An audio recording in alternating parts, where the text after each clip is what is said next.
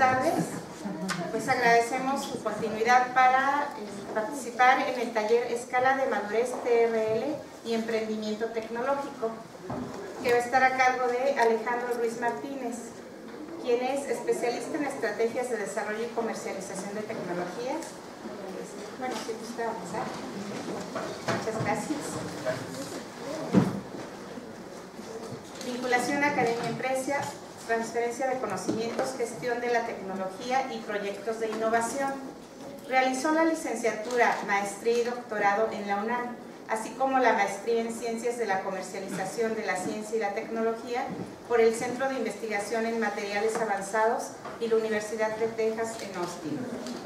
Ha sido profesor investigador de tiempo completo y docente a nivel superior y posgrado, así como responsable de estrategias de innovación en diversos sectores industriales. Es evaluador e instructor del Premio Nacional de Tecnología e Innovación, así como asesor y evaluador de proyectos y programas públicos para la innovación. Es instructor certificado por el Consejo Nacional de Certificación en Competencias para la Formación de Capital Humano, así como mentor en diversos programas de emprendimiento tecnológico. Es miembro del registro CONACYT de evaluadores acreditados y actualmente se desempeña como socio director de la empresa Technology Business and Research, SAPI de CB. Sea bienvenido y muchas gracias por estar aquí. Al contrario, gracias a ustedes por la invitación. Buenas tardes a todos, bienvenidos. Pues les agradezco que estén presentes en este taller, charla, vamos a llamarlo, sobre un tema que se ha puesto de moda, no es nuevo, se ha puesto de moda en los recientes años y que tiene que ver con cómo ser más eficientes haciendo investigación, desarrollo e innovación.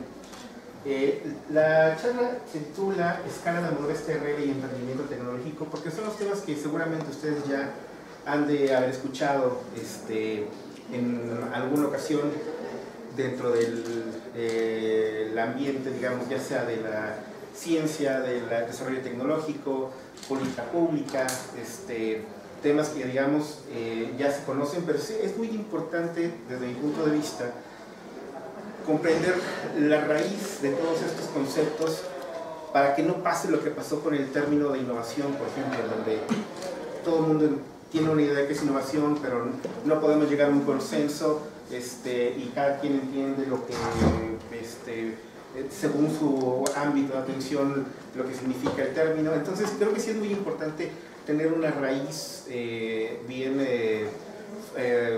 consolidada, que permita que todos los que estamos presentes en el ecosistema, que todos los que tenemos una función importante o si estamos iniciando, dependiendo del nivel de desempeño que tengamos en el ecosistema, podamos hablar el mismo idioma, podamos hablar el mismo lenguaje para poder llegar a acuerdos mucho más rápido.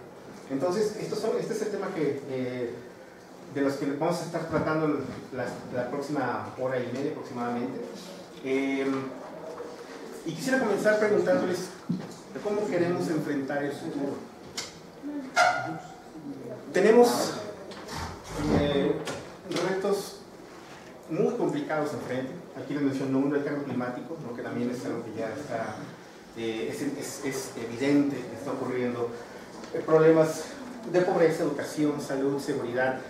Y eso que estoy hablando nada más lo que nos tiene a nosotros aquí platicando todos los días, por lo menos en la Ciudad de México, no en gran parte del país, pero hablamos de necesidades a nivel mundial. Y hacia allá también quiero llevar la visión de todos ustedes que están aquí. Porque es importante saber cómo, si como mexicanos contribuimos a nuestro país, pero las necesidades van mucho más allá. Entonces, esta pregunta para mí es muy importante porque es con la que quiero sensibilizar la relevancia que tiene el comprender cómo optimizar nuestros esfuerzos, ya seamos investigadores, seamos tecnólogos, seamos empresarios, seamos emprendedores, ¿sí? Independientemente de la función que tengamos, todos tenemos un papel muy importante en esta resolución de necesidades. Entonces, hago esa pregunta como para empezar a aterrizar un poco la visión de todos ustedes en lo que representan estos retos a nivel nacional y mundial también. La herramienta que mejor tenemos para enfrentar o ofrecer soluciones a estos retos definitivamente es la ciencia. es, desde mi punto de vista personal también, y seguramente muchos otros científicos también coincidirán, y muchos de los de aquí, en que el haber logrado sistematizar nuestros esfuerzos para comprender el mundo nos ha dado una de las armas más poderosas que tenemos para resolver esas necesidades. Y está muy bien. De la ciencia se deriva la tecnología, y con ella buscamos llegar a la sociedad, la economía y el ambiente como parte de ese concepto de desarrollo sostenible que también está en boga, y que actualmente la mayoría de las naciones en todo el mundo está apuntando sus esfuerzos para resolver justamente este tipo de necesidades. La pregunta que yo haría es, ¿cuál es este puente exactamente? ¿Cómo llega realmente la ciencia y la tecnología hacia el concepto de desarrollo sostenible para resolver estas necesidades? ¿Es suficiente con el conocimiento que genera la tecnología? ¿Es suficiente con las tecnologías que ya existen hasta la fecha para resolver estos retos? ¿Es suficiente con el método científico?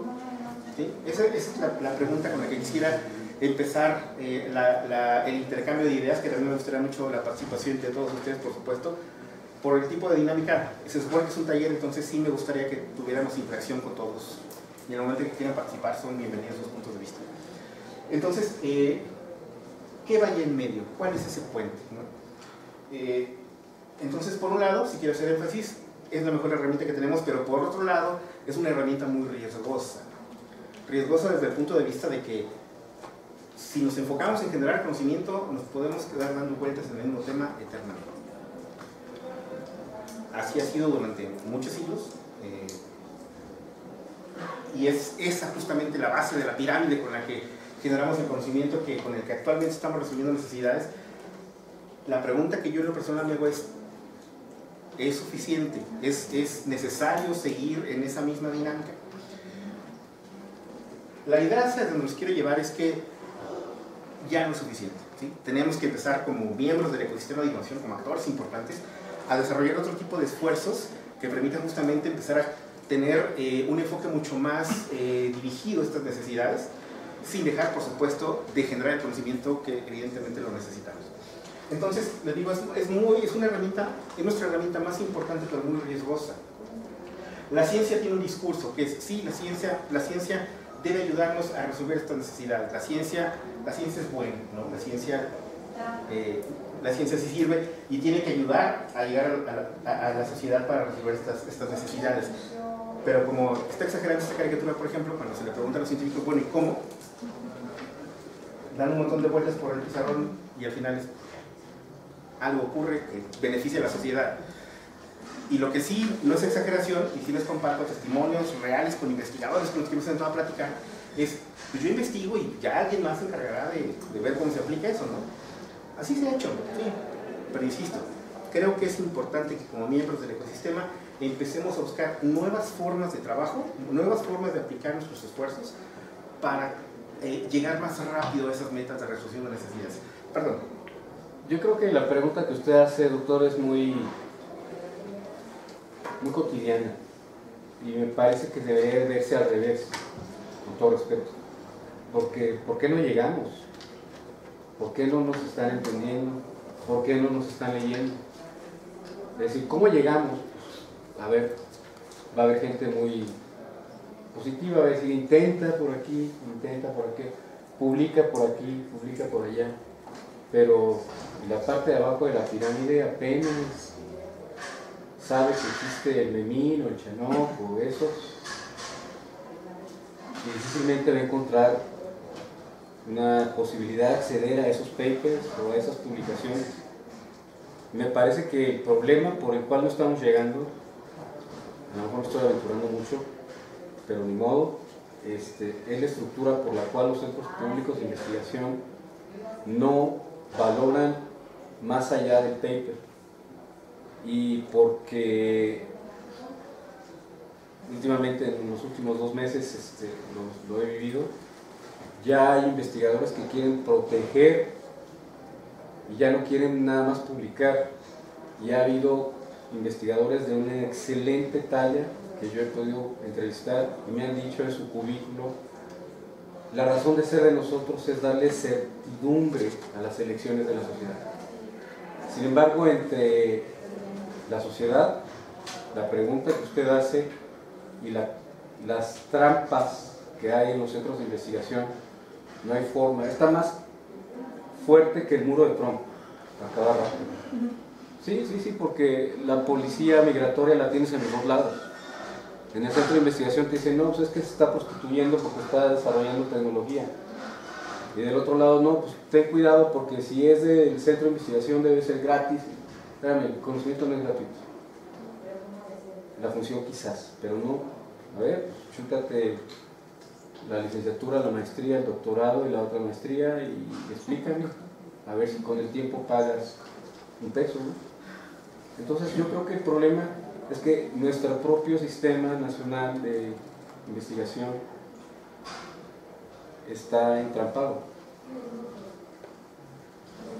Cuando la gente dice, es que se van los cerebros, no es que se vayan, es que simplemente no tienen cabida. Si tú te la pasas leyendo papers y están en inglés, en chino, en coreano, en italiano, y vas con los que siguen, pues están fuera de aquí, y la naturaleza es que te vayas para allá. Hay que verlo de forma sistémica. Estamos en un sistema que tiene por lo menos 40 años funcionando de la misma forma, que es el Sistema Nacional de Investigadores. Pero ¿quién conforma el Sistema Nacional de los Investigadores? Los mismos investigadores, también. Entonces, hay que verlo de forma sistémica. Hay que ver qué se puede hacer a nivel institucional, qué toca hacer a nivel institucional, qué toca a nivel cuerpo colegiado, qué toca a nivel investigador individual, qué toca a nivel de formación de estudiantes también, ¿no? Es un punto muy importante, es la base de la pirámide, insisto, esa parte. Entonces, es un problema bien complejo, como bien... ¿Su nombre, por favor? Andrés Veras. Andrés, como bien comentas, es un tema sumamente complejo. Tenemos que ver cómo podemos ir avanzando en diferentes aristas para llegar al mismo punto, pero el punto de vista es totalmente válido también, ¿no? Muchas gracias. ¿Alguien quería...? Sí. Sí, yo nada más para completar un poco con lo que está diciendo el compañero Andrés, que sí lo considero muy importante.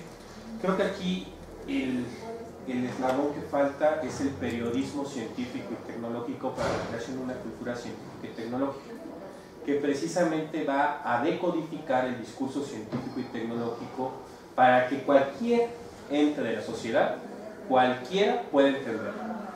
O sea, porque a veces es muy difícil que los papers, además de que son algunos de un gran costo para la sociedad en general, también que los puedan entender si no tienes los conocimientos básicos en ciencia, tecnología e innovación.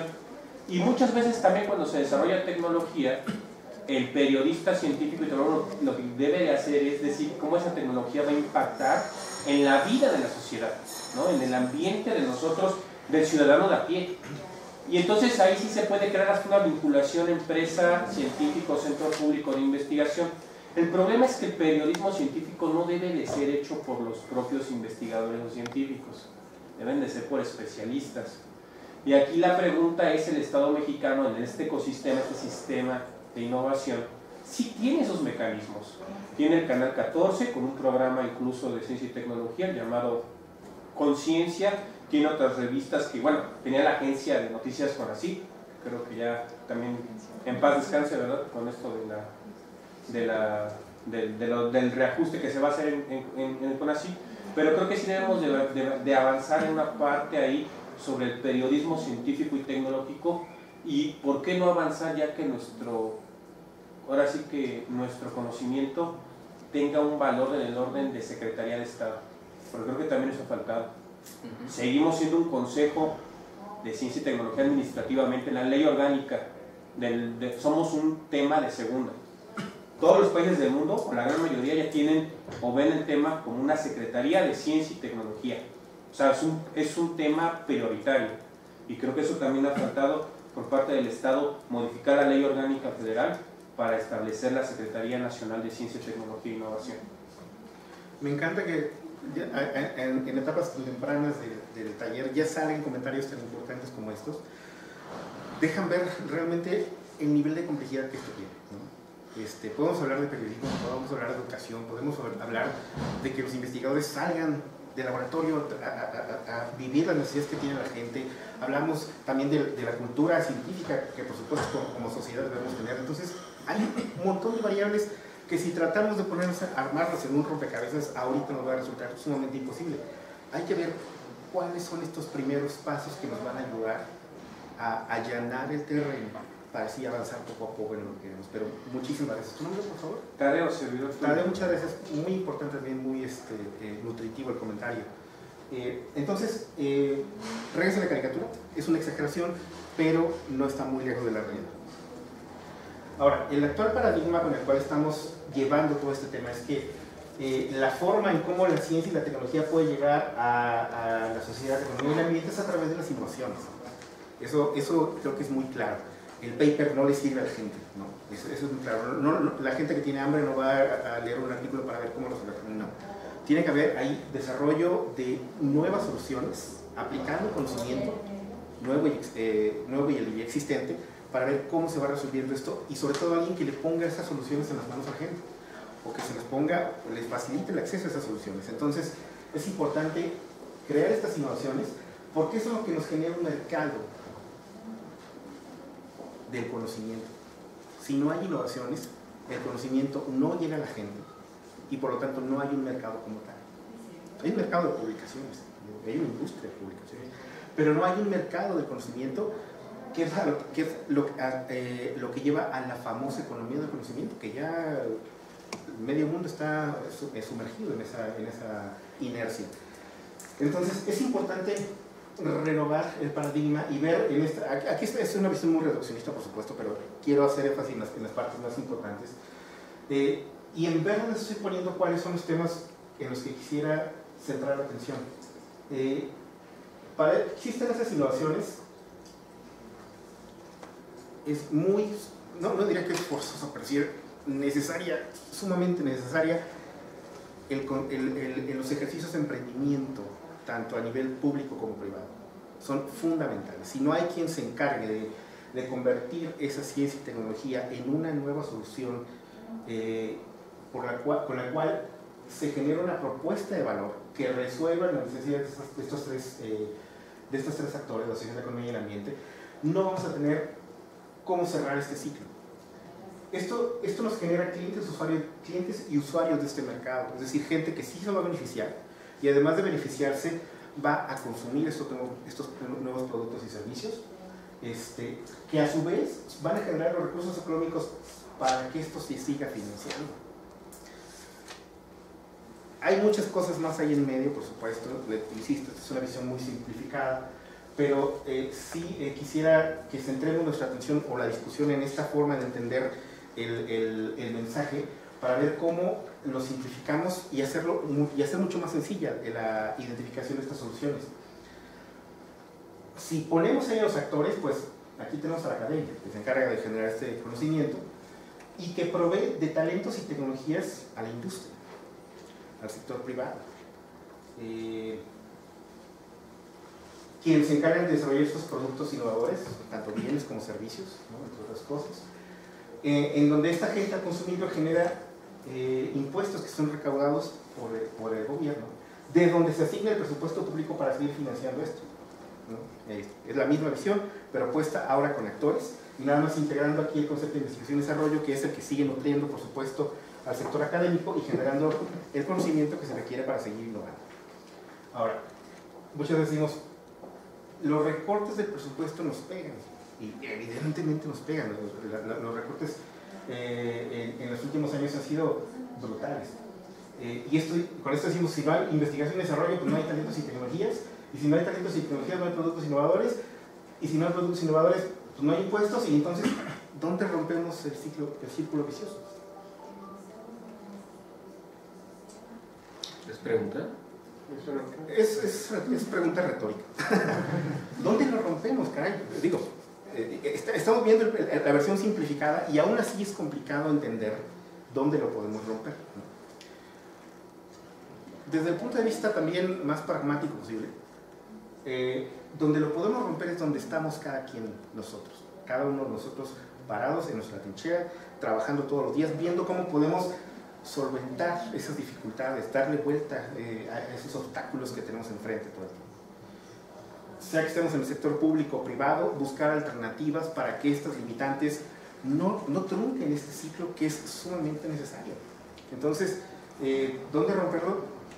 de entrada en donde estemos más cerca y juntándonos con quien también esté más cerca y con quien nos ayude a dar el brinco al siguiente eslabón o al que está antes de nosotros, para ver cómo se puede empezar a resolver esto, ¿no? Es retórico el tema, por supuesto, pero sí quiero centrar la atención en esta visión.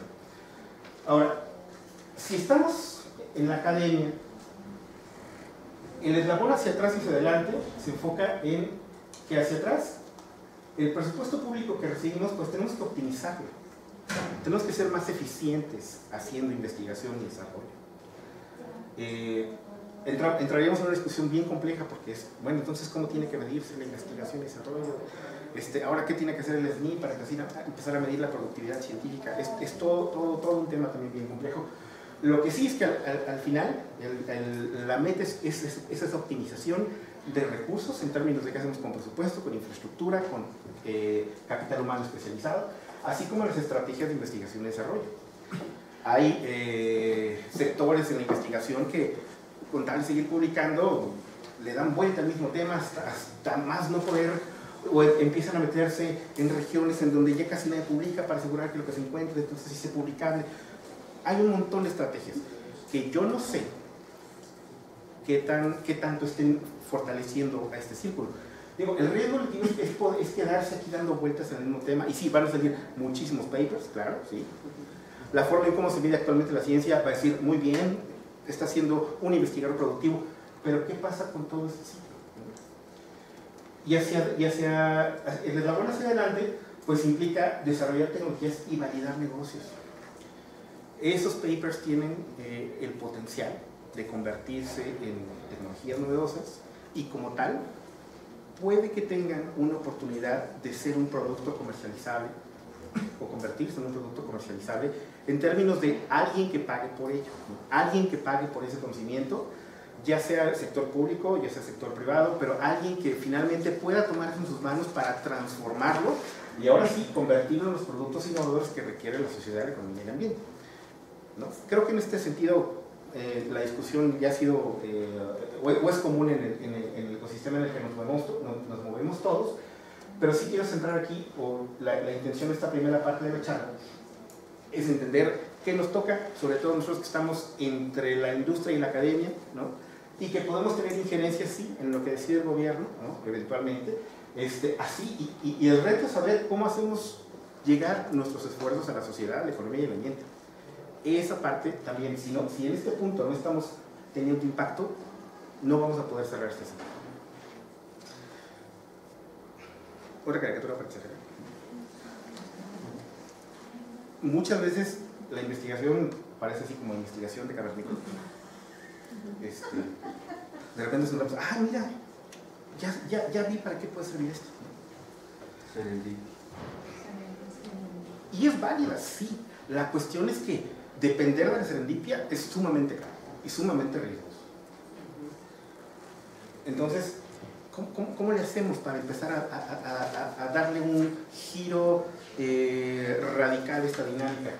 Entendemos que no se puede planear la investigación y el desarrollo, y eso es un hecho, ¿no? O sea, el decir, sí, yo ya sé qué voy a encontrar y entonces voy a dedicarme a estudiar esto, pues no. Es parte del concepto de la definición de la investigación y desarrollo. Se puede lograr ya que se tienen 5 o 10 años trabajando sobre la misma línea, entonces ahora lo voy a hacer en este tipo celular, o en este modelo, o en esta población, no lo sé, ¿no? Pero si queremos cerrar el ciclo, no podemos planear esta actividad. Sí se pueden alinear, sin embargo, la investigación y desarrollo a necesidades sociales, y eso lo decide el gobierno. Y actualmente, donde está planteado eso, donde está estipulado, es en los PRONACES, los Programas Nacionales Estratégicos, no sé si ya los escucharon, ya los conocen. Es una iniciativa de CONACYT, que a mucha gente como que todavía no le cuadra, todavía no entiende para qué son ejes para alinear la investigación y desarrollo a esas necesidades sociales, económicas y ambientales. Creo que también hay una transparencia al respecto. Pero ahí está lo que busca la nueva administración, ¿no? Y es totalmente válido. Cada administración pone sus directrices de cómo quiere que se ocupen los recursos, y por lo menos aquí, si vemos los PRONACES, no están muy alejados de la realidad, ¿sí? O sea, sí tocamos temas de salud, energía. Creo que traigo una diapositiva. La investigación y desarrollo también se puede enfocar a objetivos de mercado. ¿Qué quiere decir esto? Y a lo mejor ya empiezo a tocar cosas que no a todo el mundo le hace tanto sentido. Se puede enfocar a objetivos de mercado porque como investigadores se tiene la capacidad de saber qué no se sabe y cuáles son esas brechas de conocimiento que se requieren para desarrollar tecnologías. Y ahí está el punto crítico, una de las tareas en donde el investigador es pieza fundamental. Esto lo decide el investigador, sí. Sí lo decide el investigador. Por supuesto que si el investigador no está empapado del entorno tecnológico que se nutre de su área de conocimiento, tampoco le va a ser sencillo encontrar estas vertientes, por supuesto. El investigador tiene que empezar si leía 20 papers a la semana, ahora va a tener que leer 15 y empezar a leer 5 patentes, por ejemplo, ¿no? Que son documentos en donde que realmente son poco consultados por la investigación y desarrollo y en donde se encuentra muchísima información altamente valiosa con este enfoque de mercado, porque es uno de los requisitos del patentamiento. Entonces, si el investigador no tiene esta cultura de, ya sé qué significa una patente, ya sé qué requiere, sí sé cuál es el proceso que tuvieron que pasar estas patentes para que se convirtieran en tales, si no tiene esta cultura, no va a poder ver más allá de los papers que toda la vida ha leído. Entonces, esto sí lo puede decir el investigador y sí requiere aprenderlo, sí tiene una curva de aprendizaje, sí requiere apoyo para aprender a hacer esa chamba. Lo bueno es que en casi todas las universidades ya hay alguien que pueda apoyar con esto, ¿no? Y ahorita entramos a ese punto. ¿Cuál es la mejor elección para el investigador? ¿Lo enfoco a necesidades sociales? ¿Lo enfoco a necesidades de mercado? ¿Cuál será la mejor opción para el investigador? ¿Qué creen ustedes? Superar la frontera del conocimiento, porque eso le da relevancia a nivel mundial. Puede aspirar a Nobel. ¿Y si no le da dinero?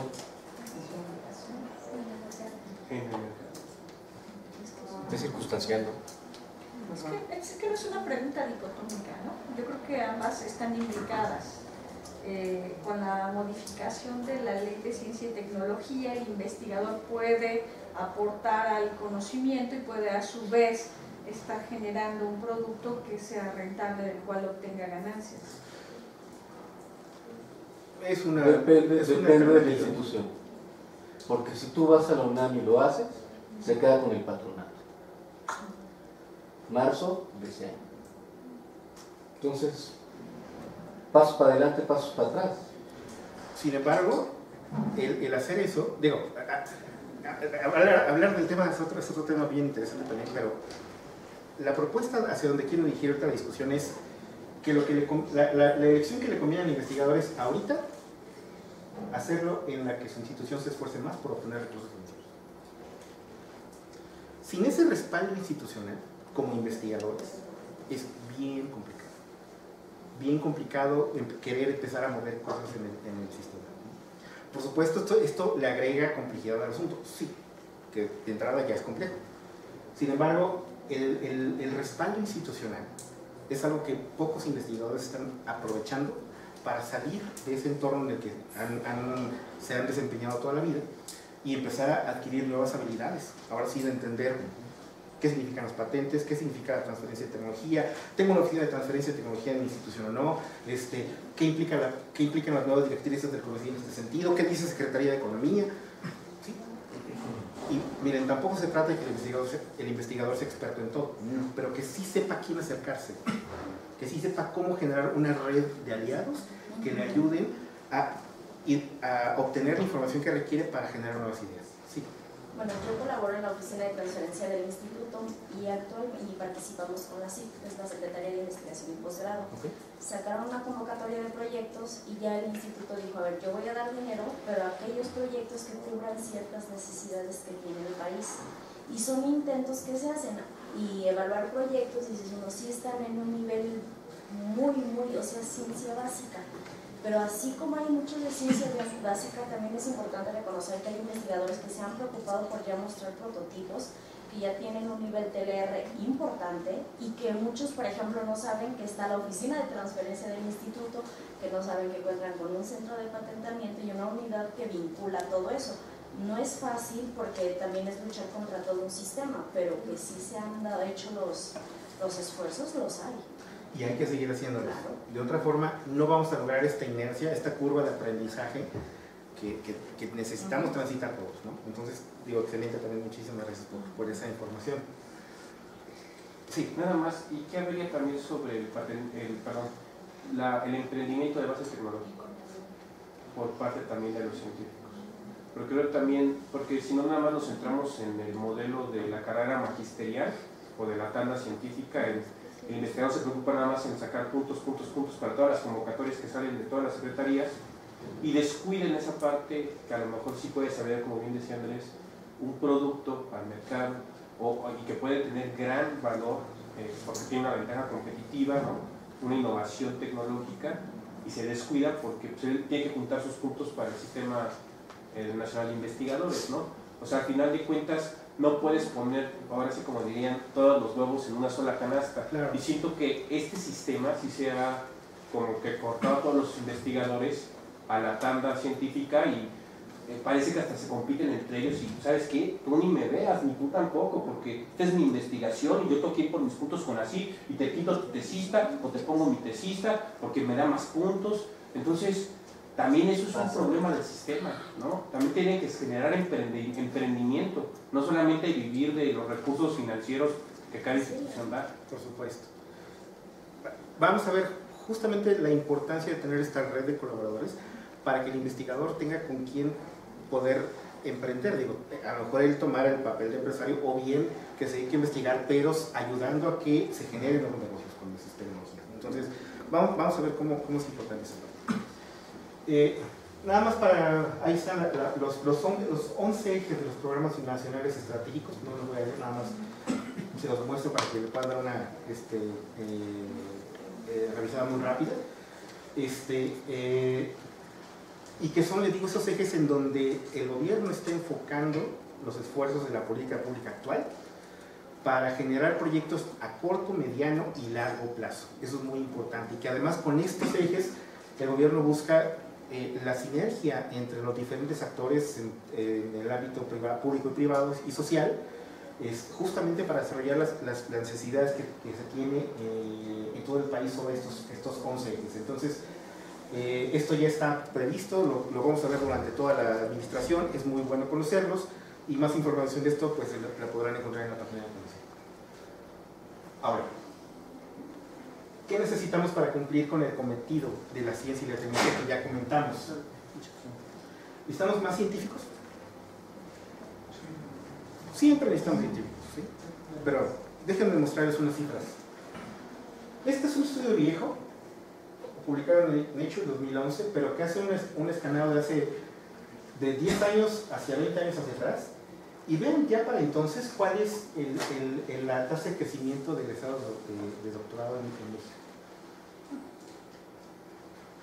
Era el segundo país, hace de 10 a 20 años, que tenía la tasa de egreso de doctorados más acelerada del mundo, solo por debajo de China, con una diferencia significativa, pero vean, ¿no? Y si hablamos de 10 a 20 años, hablamos de investigadores que hoy día ya son investigadores de tiempo completo.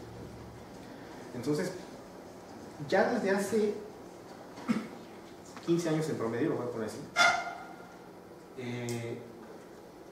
empezamos a perder tiempo tratando de aprender a hacer esta dinámica colaborativa.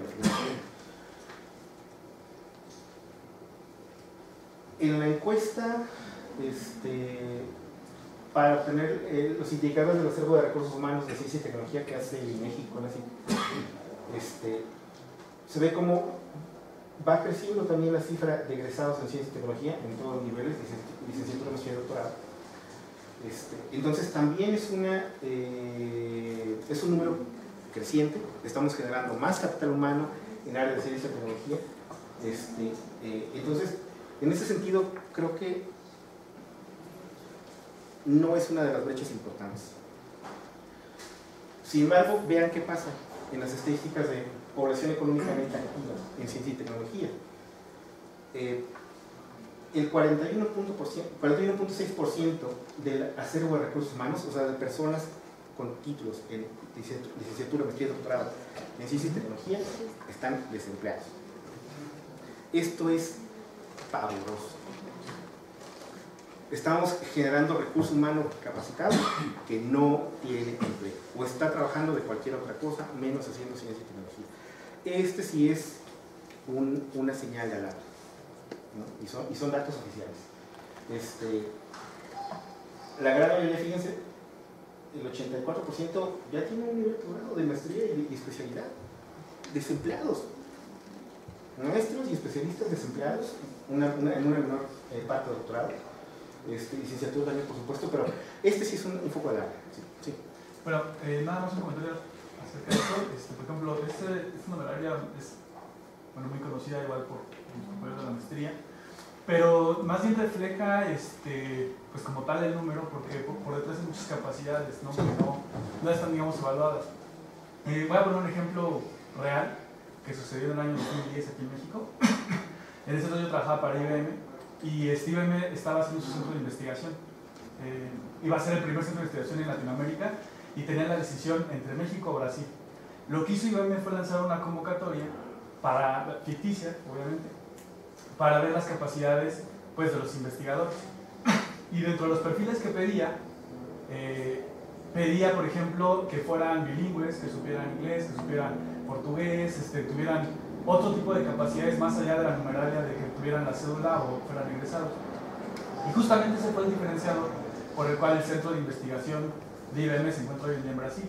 Porque a pesar de que el número nos indica que hay una creciente, está creciendo el número de egresados de áreas de ciencia y tecnología, la realidad es que no nos da la certeza de que estén capacitados para lo que realmente actualmente surge, ¿no? Y eso está hablando del 2010. Hoy en día, por ejemplo, caso de programas de maestría de calidad CONACYT, donde el inglés es un requisito. Hay algunos programas de mucha excelencia como el que tiene el SIC o el CIMBESTAB que te piden incluso el examen GRE o el GPA y por ejemplo, de los 100 que se postulan quedan 5 porque los otros no saben inglés, ¿no? Entonces, nada más era el margen de la acotación acerca de que el número, nosotros lo hemos evaluado mucho, muy representativo en términos del crecimiento de egresados y de hacia dónde va incluso la política pública, el dinero que se invierte, pero no tanto en cuanto a las capacidades de formación de recursos humanos. Totalmente de acuerdo. Y eso lo vemos, yo que he estado en la industria desde hace varios años, también lo vemos, ¿no? Cada vez nos cuesta más trabajo traer capital humano con habilidades sobresalientes, no lo sé sobresalientes, con habilidades necesarias para tener proyectos competitivos, ¿no? Totalmente de acuerdo, muchísimas gracias por la acotación. Entonces, con este panorama, si se dan cuenta, ya levantamos una piedra y salen datos, salen anécdotas, salen experiencias en donde tenemos que empezar a ver cómo le empezamos a poner orden a este tema, ¿no? Voy a empezar a entrar un poco al tema del emprendimiento, y para eso les voy a platicar de un artículo que salió publicado en una revista de tiraje internacional, y fue un artículo triste porque fue Scientific American, que es una revista de divulgación, ¿no? Y que dice que en México la ciencia no deja. Ya tiene varios años este artículo, desde el 2013, pero hasta la fecha yo platico con colegas en otros países y me dicen, oye, ¿y cómo va la ciencia en México? ¿No? O sea, gente que me sigue. Sí, o sea, de verdad, es una resaca tremenda porque toda la gente, o sea, por lo menos allá afuera se percibe que si no eres un investigador de renombre en México, no puedes vivir, o difícilmente vives. Entonces, este artículo, lo pueden encontrar publicado en internet para quien quiera leerlo, tengo copias en internet, si alguien gusta. Habla de la experiencia del doctor Enrique Renaud, un investigador del Instituto de Tecnología de la UNAM, de los mejores investigadores desde mi punto de vista de ese instituto, especializado en control genético del sistema nervioso central de Drosophila melanogaster, que hace poco más de 10 años se aventuró a poner una empresa. todavía en México no se hablaba del emprendimiento, digo, si ahorita se empieza a hablar hace 10 años o un poco más, hablar de esto era también medio escondida, ¿no? Porque era motivo de excomulgación de los investigadores que empezaban a comercializar el conocimiento. Total, el doctor Enrique Renaud se asoció con algunos otros investigadores y fundaron una empresa que se llamó Biominis. Y entonces ellos dijeron, a ver, pues ¿cómo es este rollo? ¿Cómo es que se puede poner una empresa basada en conocimiento? Y entonces pues se enteraron de que, pues mira, pues tienes una idea, ¿no? Para ellos se dijo, pues si nosotros sabemos de diagnóstico, más bien si somos expertos en secuencias genéticas y manipulación molecular, pues podemos ofrecer servicios de diagnóstico molecular. Todo el mundo quiere saber qué predisposición tiene por sus genes o qué tipo de medicamentos o tratamiento, terapia puede ayudar a resolver algún problema de salud. Se incubaron, se dieron su plan de negocios, como marca la teoría, ¿no? Lanzaron su empresa, incluso bajaron fondos de gobierno, porque con así, mira, científicos que están poniendo empresas, sí, con aguacate y todo. Crearon empleos, tuvieron ventas, ¿y qué creen?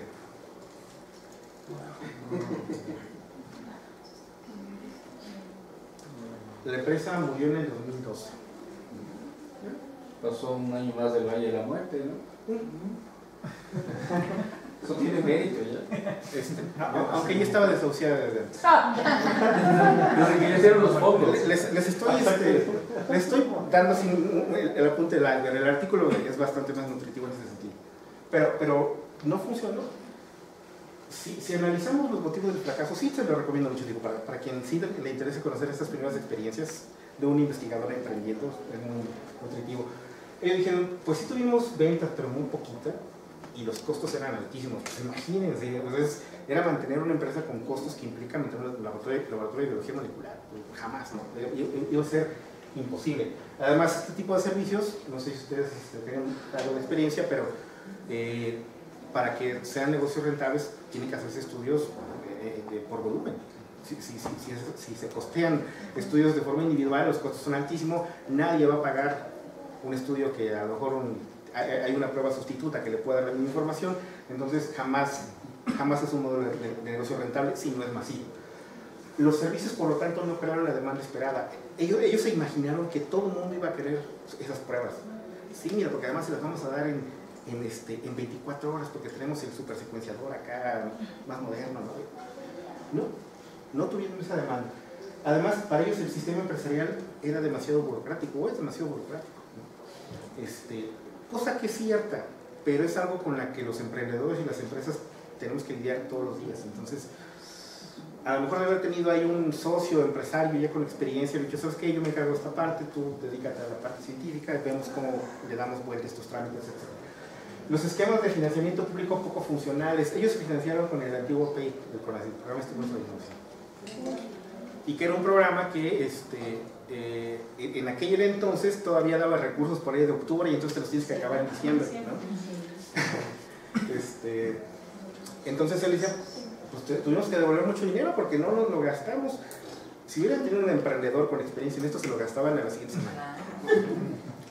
A eso voy. Entonces, como investigadores, pues también están metidos en una inercia de pido mi presupuesto, lo ejerzo durante todo el año, pero si me dan 3, 4 meses para hacerlo, no lo logro. Bueno, es una capacidad que pudieron haber combinado con la de alguien más para no caer en esta brecha. Y falta de incentivos fiscales, es cierto, pues pagamos muchos. Tenemos que darle vueltas a las estrategias fiscales para ver cómo reducimos el pago de impuestos, no dejar de pagar, por supuesto, pero sí tratar de reducir de acuerdo con lo que facilita o las facilidades que da la ley actual. Bueno, si analizamos el caso, el modelo de negocio que tenían era débil, y de verdad dice así literalmente en el artículo, sería buena idea. Pues sí, es buena idea, pero ¿qué hay que hacer con la idea? O sea, no te vas directo a implementar la idea, la validas, ¿no? Claro, ahora ya sabemos esto. Hace 10 años era así, pues lánzate, ¿no? Porque además se acercaron a una incubadora, y ni siquiera la incubadora le dijo esto. No era la nuestra, ¿verdad?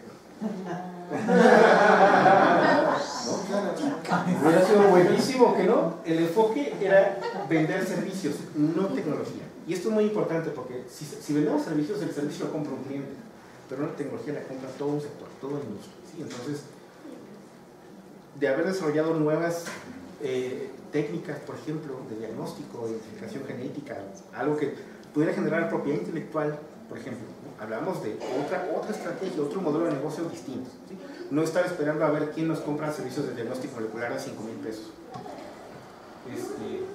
Ahora, a los científicos no les enseñan a crear ni llevar negocios. Hasta la fecha no es parte de la currícula de formación de un científico. No sé si tenga que ser, es otra discusión interesante, pero por lo menos ahora sí tenemos más alternativas. Incluso estudiantes tienen más alternativas, pero tampoco tantas. En todo el país, el único programa de posgrado de una universidad pública que les da una materia optativa de emprendimiento es el Instituto de Biotecnología de la UNAM, nada más. Y hablamos de 10 años para acá. Entonces, esa parte sí es una brecha también importante. ¿Qué está haciendo la institución para fomentar este tema entonces, ¿no? Y las mejores universidades del país todavía están entendiendo cómo hay que hacer esto, ¿no? Entonces, estamos en esa parte de la curva de aprendizaje en donde empieza un poquito, pero si no nos ponemos las pilas, no vamos a lograrlo en el tiempo que nosotros tenemos de vida, así se lo voy a decir. Sin embargo, pues los emprendedores no científicos aprenden todo esto sobre la marcha, es lo que les digo, ¿no? Alguien ya con experiencia, una o dos experiencias de fracaso en un emprendimiento ya tiene idea de cómo puede funcionar mejor esto. Entonces, emprender como científicos sin aliados, sin red de contactos, sin gente que pueda complementar nuestras capacidades, sí está muy complicado. Ahora, les voy a proyectar un caso práctico, que es un video sobre la conferencia de prensa que en el 2017 hizo el doctor Luis Vaca. Él es investigador de la UNAM, del Instituto de Fisiología Celular. También desde mi punto de vista de los mejores investigadores de ese instituto, con el que me parece que es un año ganaron el premio Rosencrantz presentando este dispositivo de diagnóstico molecular portátil. Entonces aquí quisiéramos más bien, el objetivo es hacer una dinámica en la que vemos el video, pues, escuchan el speech del doctor Luis Vaca, que se ve que ya hay algo medio practicado. Hacemos una pausa, me dicen su percepción sobre este dispositivo, que es una tecnología súper interesante, y después escuchamos las preguntas que les hacen los reporteros que estuvieron en esa conferencia de prensa, y vemos qué respuestas aporta el doctor Luis Vaca. Tecnología celular nos va a presentar el lector de ADN portátil para el diagnóstico de enfermedades. Adelante, doctor, buen día. Gracias, buenos días y gracias a todos por venir. El desarrollo que tenemos tiene que ver básicamente con una necesidad que nosotros identificamos hace ya muchos años, y es la necesidad de que la medicina de alto nivel, la medicina de calidad, de vanguardia, sea accesible a la mayoría de las personas. Hoy en día, si uno tiene los recursos, uno puede acceder a diagnóstico molecular o a la medicina más avanzada. Sin embargo, no está accesible para toda la población. Hay varios factores por los cuales esto no es accesible, pero uno de ellos es principalmente el costo del diagnóstico molecular avanzado y de la medicina moderna. Nosotros creemos que utilizando tecnología podemos reducir notablemente los costos de la biología, de la medicina molecular y de todo lo involucrado con el diagnóstico molecular, de tal forma que pudiera ser accesible en cualquier hospital de la red pública de hospitales.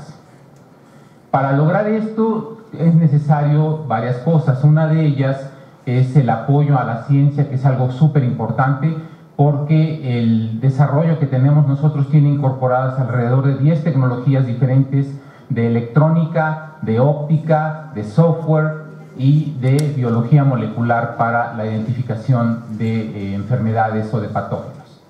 Entonces, este sistema consiste básicamente en utilizar el teléfono celular como una computadora y la cámara del celular para identificar, por ejemplo, patógenos, y esto se acopla a un sistema que es el que hemos desarrollado nosotros. Este es un prototipo y por lo tanto es un poco grande, pero eventualmente este sistema puede ser del tamaño de una carcasa que cubra el celular, como la que tengo aquí de color azul y negro. Ahorita lo que ocupa más espacio es la batería, porque este sistema es autónomo por varios días para hacer diagnóstico molecular. Y lo que tenemos aquí es un cartucho desechable. Este cartucho tiene lo que se conoce como un microarreglo, y el microarreglo básicamente es un sistema que permite identificar alrededor de 600 genes diferentes. Estos genes pueden ser genes que estén involucrados en problemas de salud en el humano, o pueden ser genes que se utilicen para identificar patógenos como virus, bacterias, etcétera. Ahora que está en boga la cuestión de enfermedades emergentes como el Zika y nuevos virus que van a seguir apareciendo, nosotros podemos desarrollar estos cartuchos. Este cartucho nos permite identificar múltiples, hasta 600 genes diferentes, o podemos identificar 600 patógenos distintos aquí, o bien 600 mutaciones que estén involucradas en algún problema de enfermedad en el humano. Como funciones que uno puede inyectar en este cartucho, ya sea una muestra de sangre, de saliva, de orina, etcétera, dependiendo cuál es la vía de entrada del patógeno y dónde es donde lo quiere uno ubicar. Y al inyectar este fluido humano, tenemos un sistema patentado de biología molecular que permite por luz identificar los genes del virus o de la mutación en humano que sea de interés.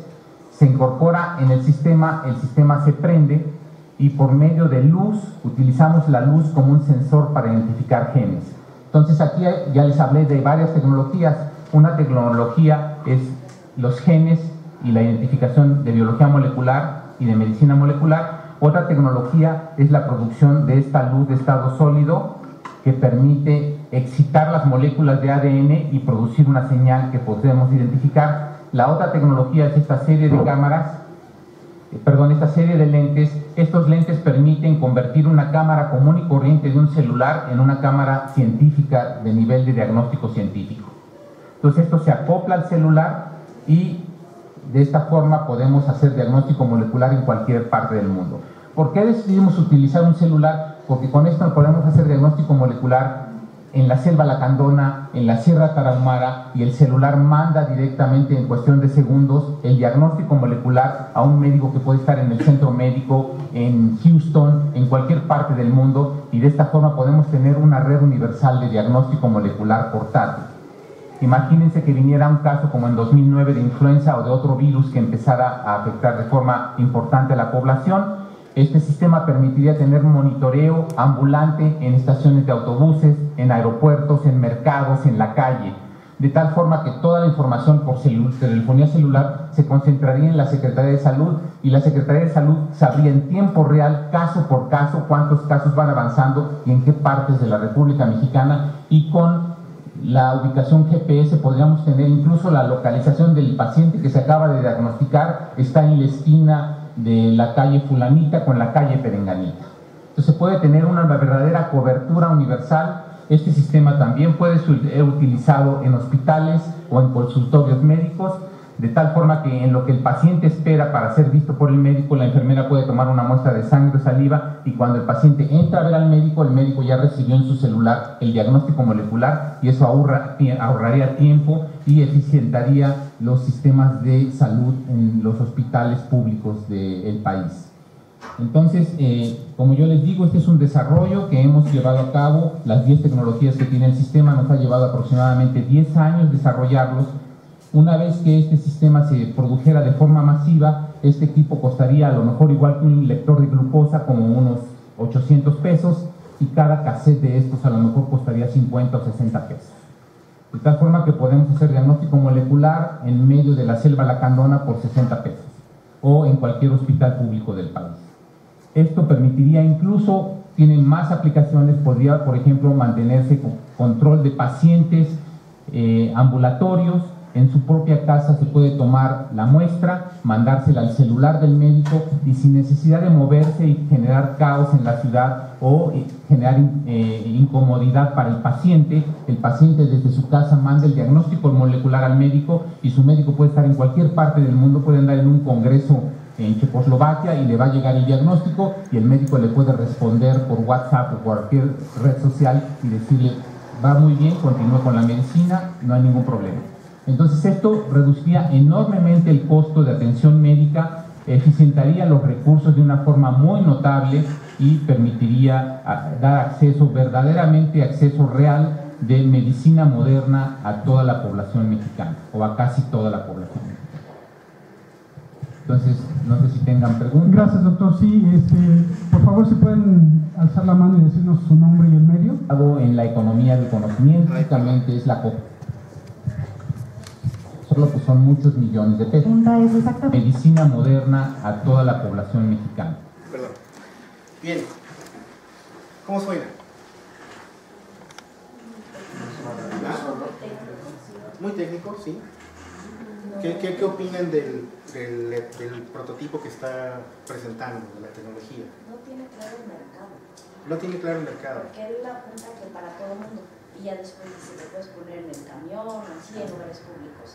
Yo creo que si bajara más un poco, dice, para laboratorios o para centros de salud público, entonces ya va apuntando más. Porque igual sí, le sirve a todo el mundo, pero no todo el mundo lo va a adquirir. Okay. ¿Qué más? ¿Qué más? Sí, muy bien. ¿Qué más perciben ahí? Sí. Está vendiendo tecnología a las personas y esa tecnología no va para las personas, sino va para los clientes finales, ¿no? Como los doctores que van a ocupar esos análisis, no las personas quieren saber su análisis, el doctor es el que va más o menos por ahí, ¿no? Como que todavía no está muy claro quién es el cliente final, el usuario, cuál sería el modelo de negocio, ¿no? Okay. ¿Qué más? Sí. Bueno, yo lo que veo es que definitivamente los científicos son buenos vendedores e intentan ser buenos vendedores. Los ejemplos que dio algunos son tan contrastantes como el que de un teléfono celular desde la selva a la camioneta va a enviar. En la selva a la camioneta no hay infraestructura. Desde allí digo, hay un problema tremendo de ubicación. Y lo que dice la compañera, no veo ahí un modelo de negocio para que sea rentable. Es decir, está un diseñador intentando vender celulares y aplicaciones de celulares, pero ni siquiera sabe a qué segmento y cómo va a generar un beneficio económico a partir de esa tecnología.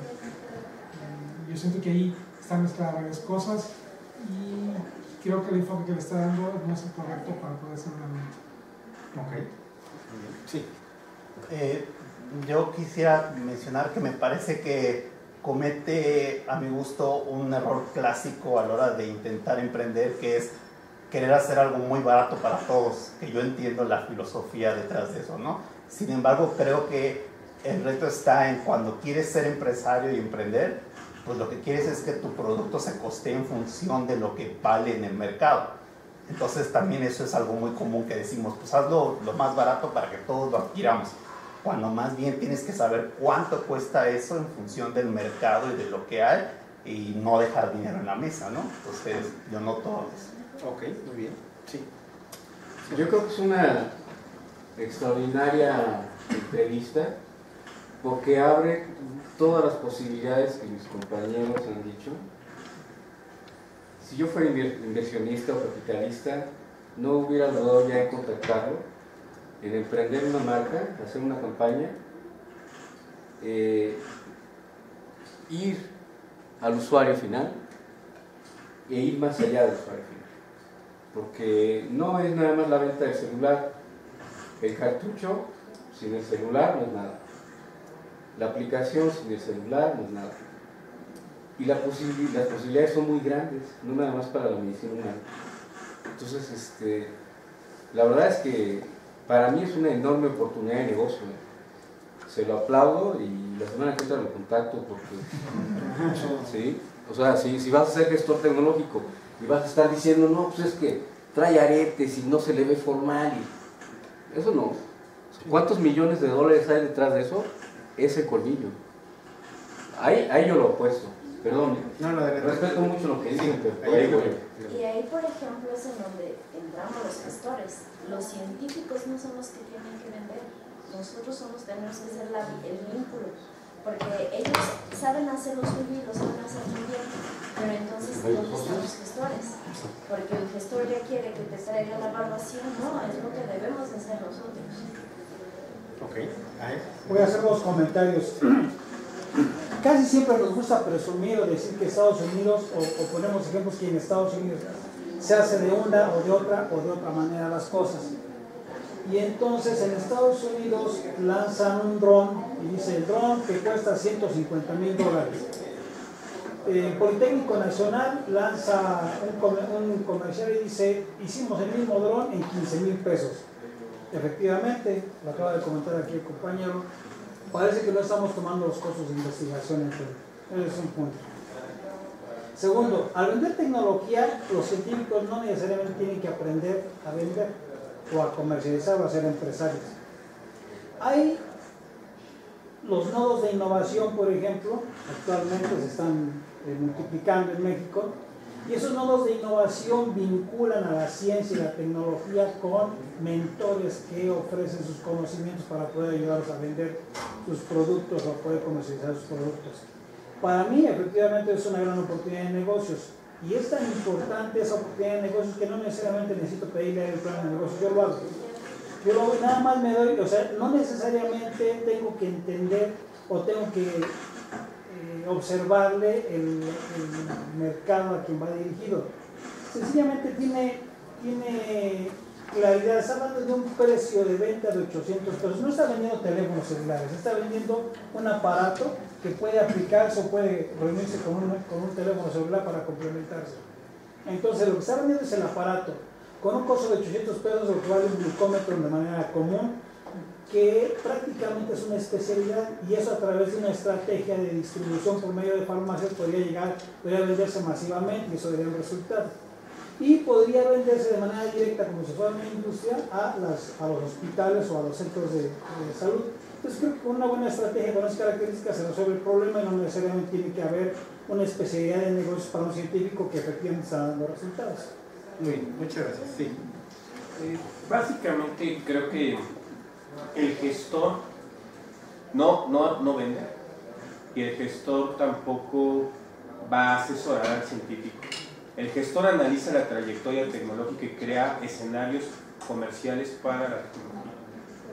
Entonces, lo que realmente va a hacer el gestor es precisamente encontrar debilidades de esta tecnología y fortalezas, a crear la vigilancia tecnológica de esta tecnología, ver, por ejemplo, yo sigo un riesgo.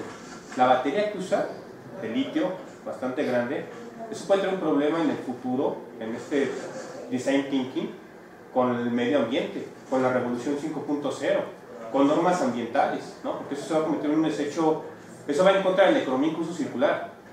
Ese es mi objetivo. Ahora, el científico no te va a vender nada más el conocimiento, va a decir, ay sí, tú llévate toda la tajada del pastel y yo le puse toda la investigación.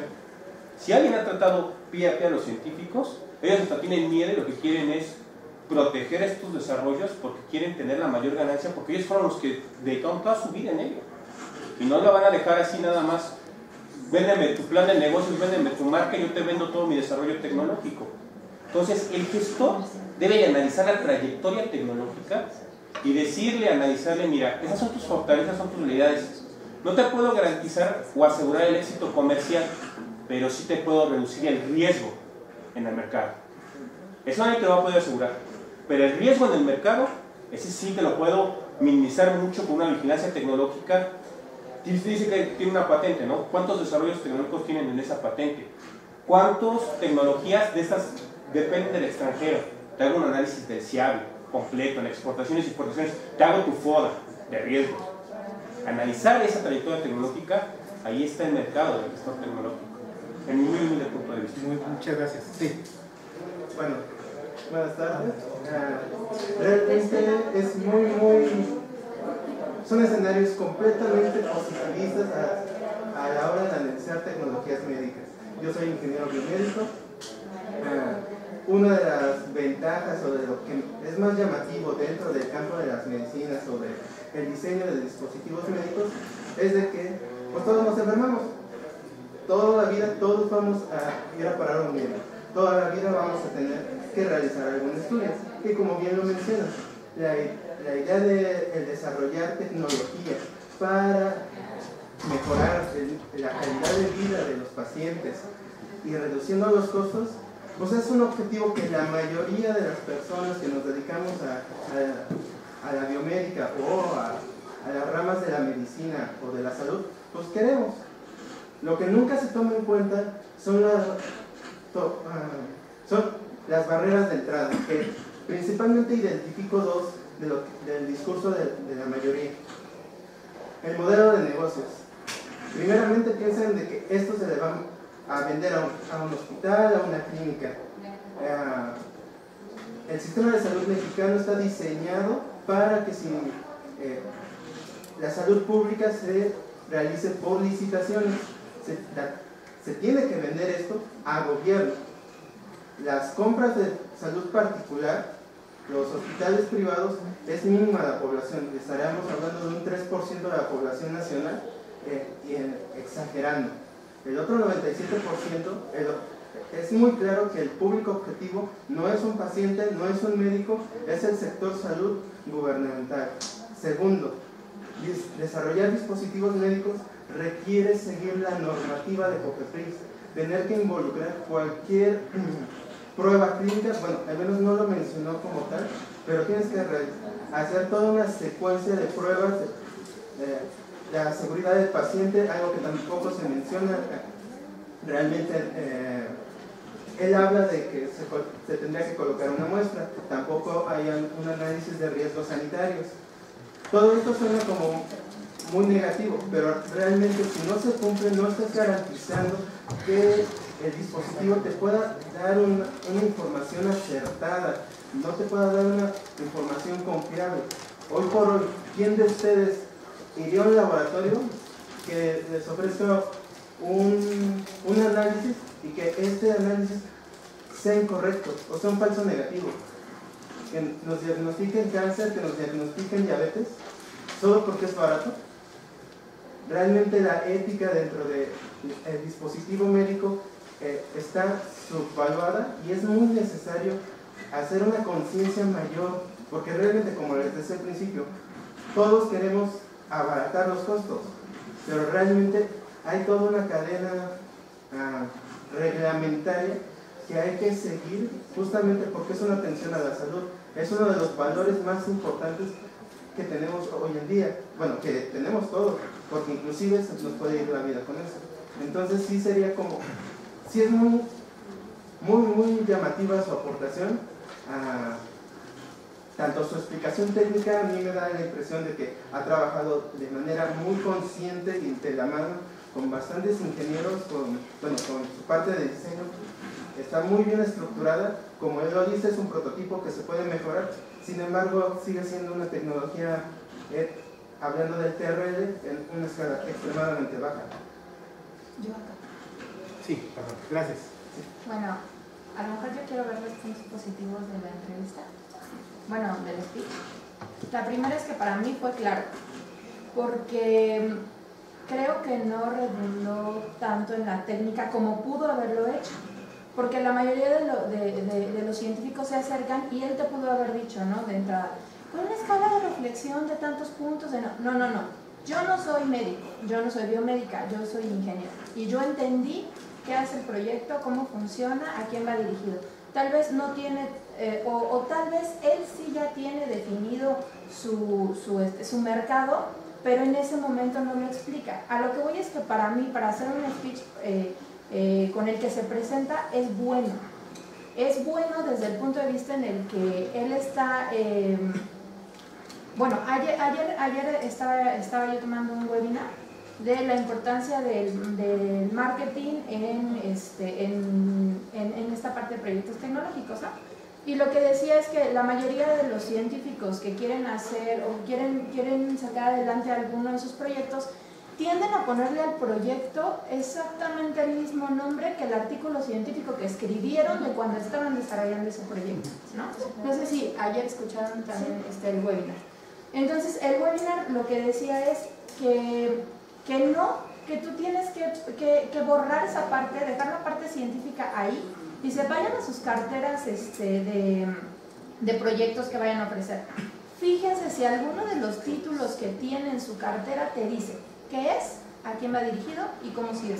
Y no, tú vas a encontrar, N cantidad de títulos, ¿no? Entonces, en este caso, en ese aspecto, él sí es lo suficientemente claro. En segunda, yo creo que al estar en un nivel de prototipo, él anda ya como por un TRL6, ¿no? Más o menos.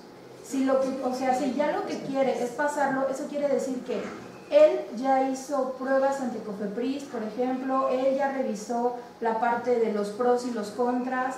Sabemos que a veces puede que no, pero estamos hablando de entrada de un investigador de la UNAM, que no lo dejaron llegar hasta ahí sin haber tenido el apoyo de la incubadora de la UNAM, que lo estuvo apoyando. Entonces, yo creo que todas esas cosas, yo creo que nosotros como gestores tecnológicos lo que ahorita queremos es sentarnos y ver todo lo que pasó atrás.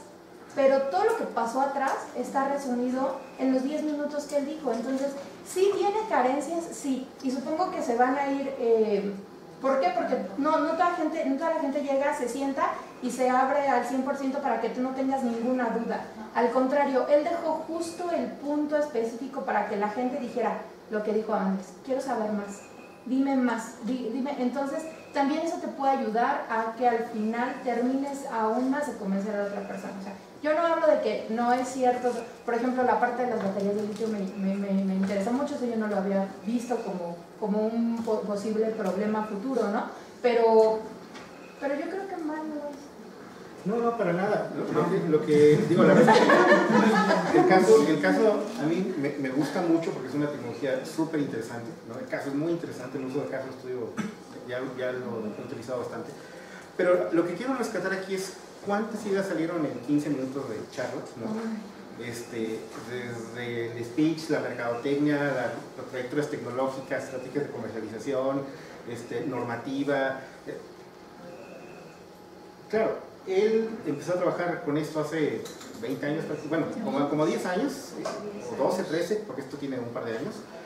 Obviamente en aquel entonces todo esto era, si ahorita es nuevo, antes era totalmente desconocido, ¿no? Entonces es importante entender ese contexto y ahorita la visión que sale, incluso en esta sesión, y en muy poquito tiempo, imagínense cómo le hubiera servido él, ¿no? Para desde un inicio diseñar una estrategia de desarrollo tecnológico mucho más fina, mucho más refinada.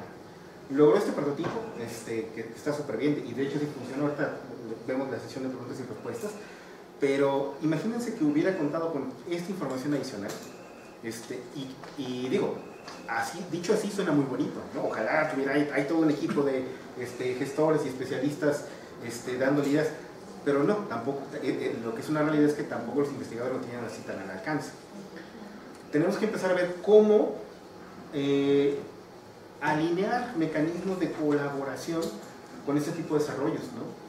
Sí importa mucho el tema institucional y por eso lo resaltaba hace ratito, ¿no? Totalmente de acuerdo.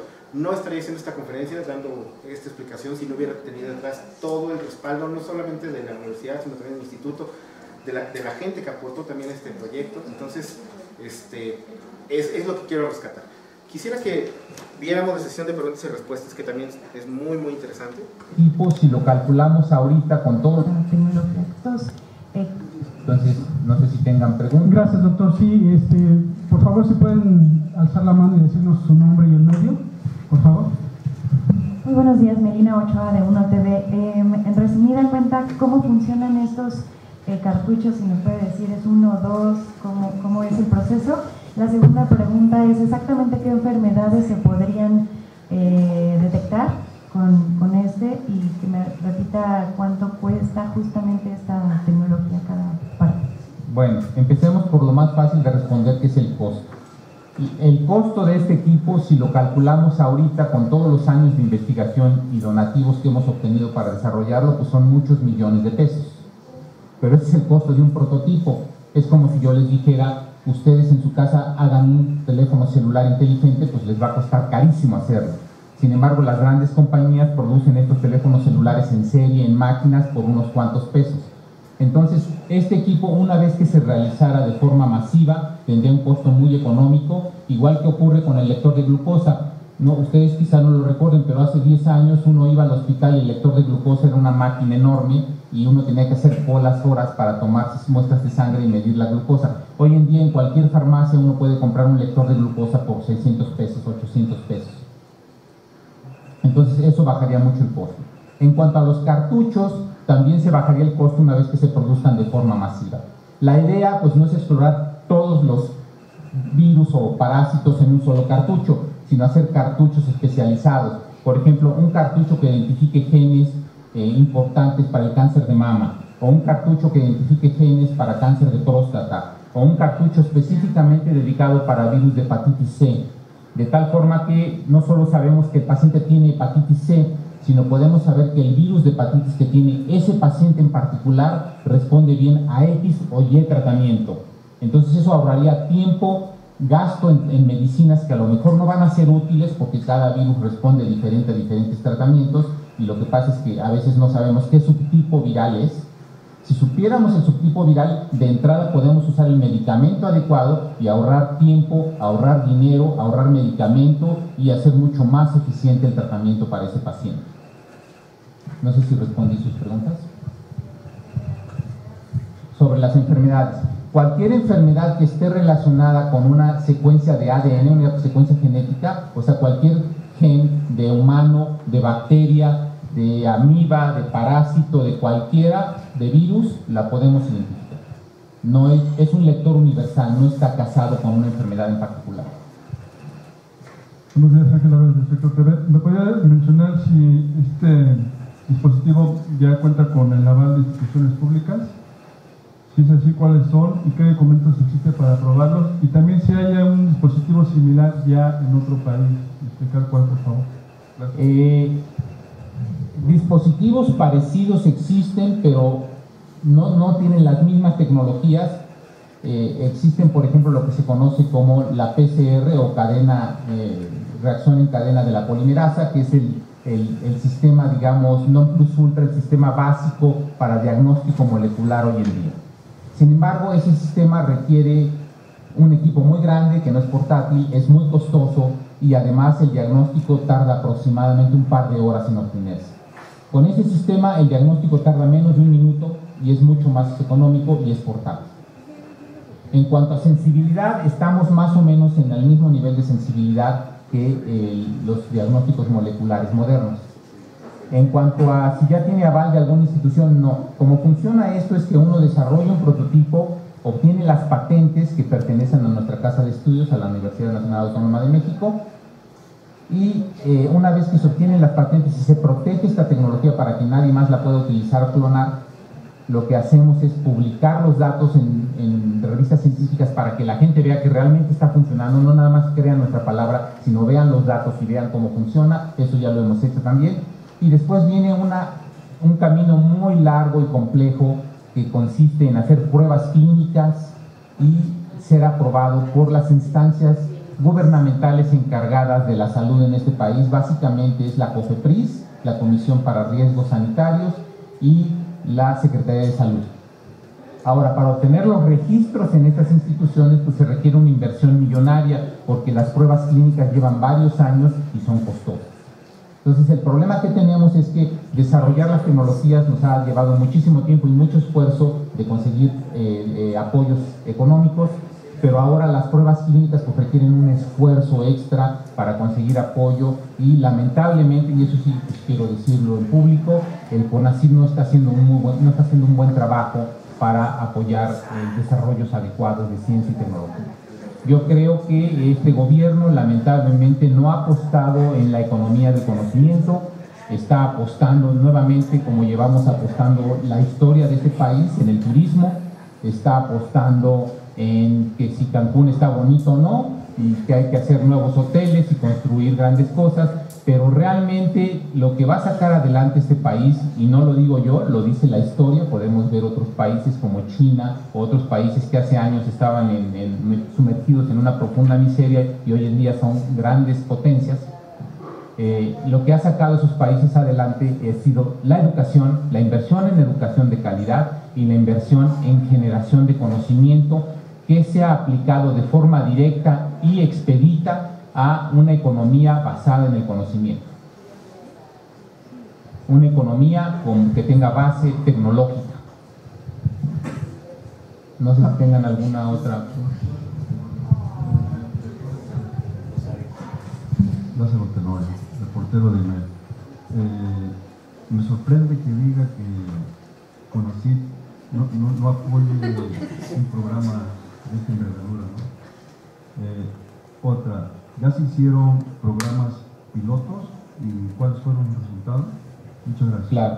Hemos hecho programas pilotos con animales en laboratorio, básicamente con ratones, que nosotros los podemos infectar con un virus en particular, sacar su sangre o su orina o su saliva y ver si el equipo es capaz de identificar al virus ya que proviene de un organismo vivo, de un ser vivo.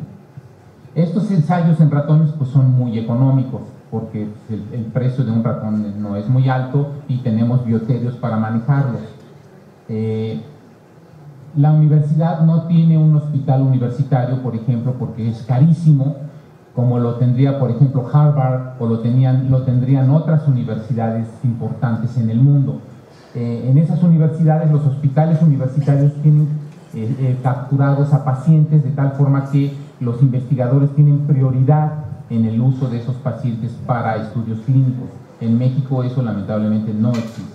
Tenemos institutos nacionales de salud donde se tiene una gran cantidad de pacientes, sin embargo, la mayoría de los estudios que acaparan a los pacientes de institutos nacionales de salud y de instituciones públicas son estudios de los grandes laboratorios, porque son los grandes laboratorios los que pueden pagar los permisos y las concesiones para hacer los estudios clínicos. Nosotros no podemos competir con Upjohn, no podemos competir con Ciba-Geigy, no podemos competir con laboratorios que tienen millones y millones de dólares al año para invertir en estudios clínicos, para pagarlos y para subarrendar estos estudios a institutos nacionales de salud como ocurre en este país o a instituciones públicas. Entonces los pacientes que nos dejan a nosotros son unos cuantos y podemos hacer a lo mejor 2 o 3 pacientes por año, cuando en realidad un estudio de esta envergadura requeriría a lo mejor 300 o 400 pacientes. Entonces concluir este estudio pues nos va a llevar 40 años a este paso, ¿no? Entonces hay muchos problemas que es necesario desatorar y la gran mayoría de estos problemas tienen que ver con una falta de visión hacia dónde debe ir este país. Y creo que eso pues es obvio para todos nosotros, ¿no? No hay una visión clara, no hay una estructura clara.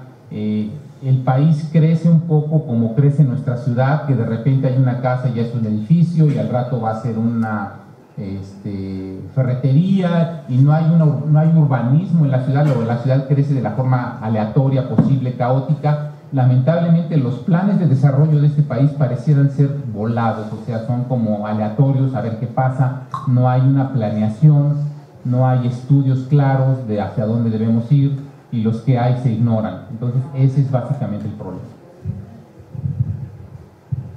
Buenos días, José Antonio Román de La Jornada. Doctor, en el mejor de los casos, si cuentan con los recursos, las patentes, la inversión, este dispositivo, se le puede llamar así, ¿en cuánto tiempo estaría? Y si corre el riesgo en algún momento de ni siquiera salir al mercado como un producto totalmente terminado y puesto a disposición de la sociedad. Gracias. Bueno, ese riesgo existe en toda tecnología y eso no es exclusivo de nosotros. Grandes compañías como Microsoft o Apple han tenido productos, si ustedes revisan la historia, que no han pasado de prototipo y han muerto en el camino. Pues ese riesgo lo tenemos todos. Cuando uno trabaja en ciencia o medicina de frontera, uno está caminando territorio desconocido. No hay pasos anteriores que seguir. Nosotros estamos abriendo el camino, como dijera Joan Manuel Serrat, ¿no? Hacemos camino al andar. Entonces, el problema de eso es que a veces el camino nos lleva por derroteros que terminan en callejones sin salida, porque la ciencia así es. Cuando uno está inventando algo nuevo no sabe cómo va a funcionar y requiere muchos ciclos de refinamiento y mucho trabajo. Entonces sí es factible que el prototipo se quede en prototipo como se han quedado muchos. Ahora, en el caso ideal, referente a su segunda pregunta, nosotros creemos que si tuviéramos toda la inversión y toda la infraestructura, este equipo podría estar en hospitales, en clínicas y de uso público, a lo mejor en cualquier farmacia de su gusto donde pudieran adquirirlo, en alrededor de 5 a 10 años. Posiblemente más hacia 10 años que hacia 5, porque los estudios clínicos no los pueden acelerar, hay que hacerlos de forma profesional y cuidadosa. No sé si tengan alguna otra pregunta. ¿Respondí su pregunta?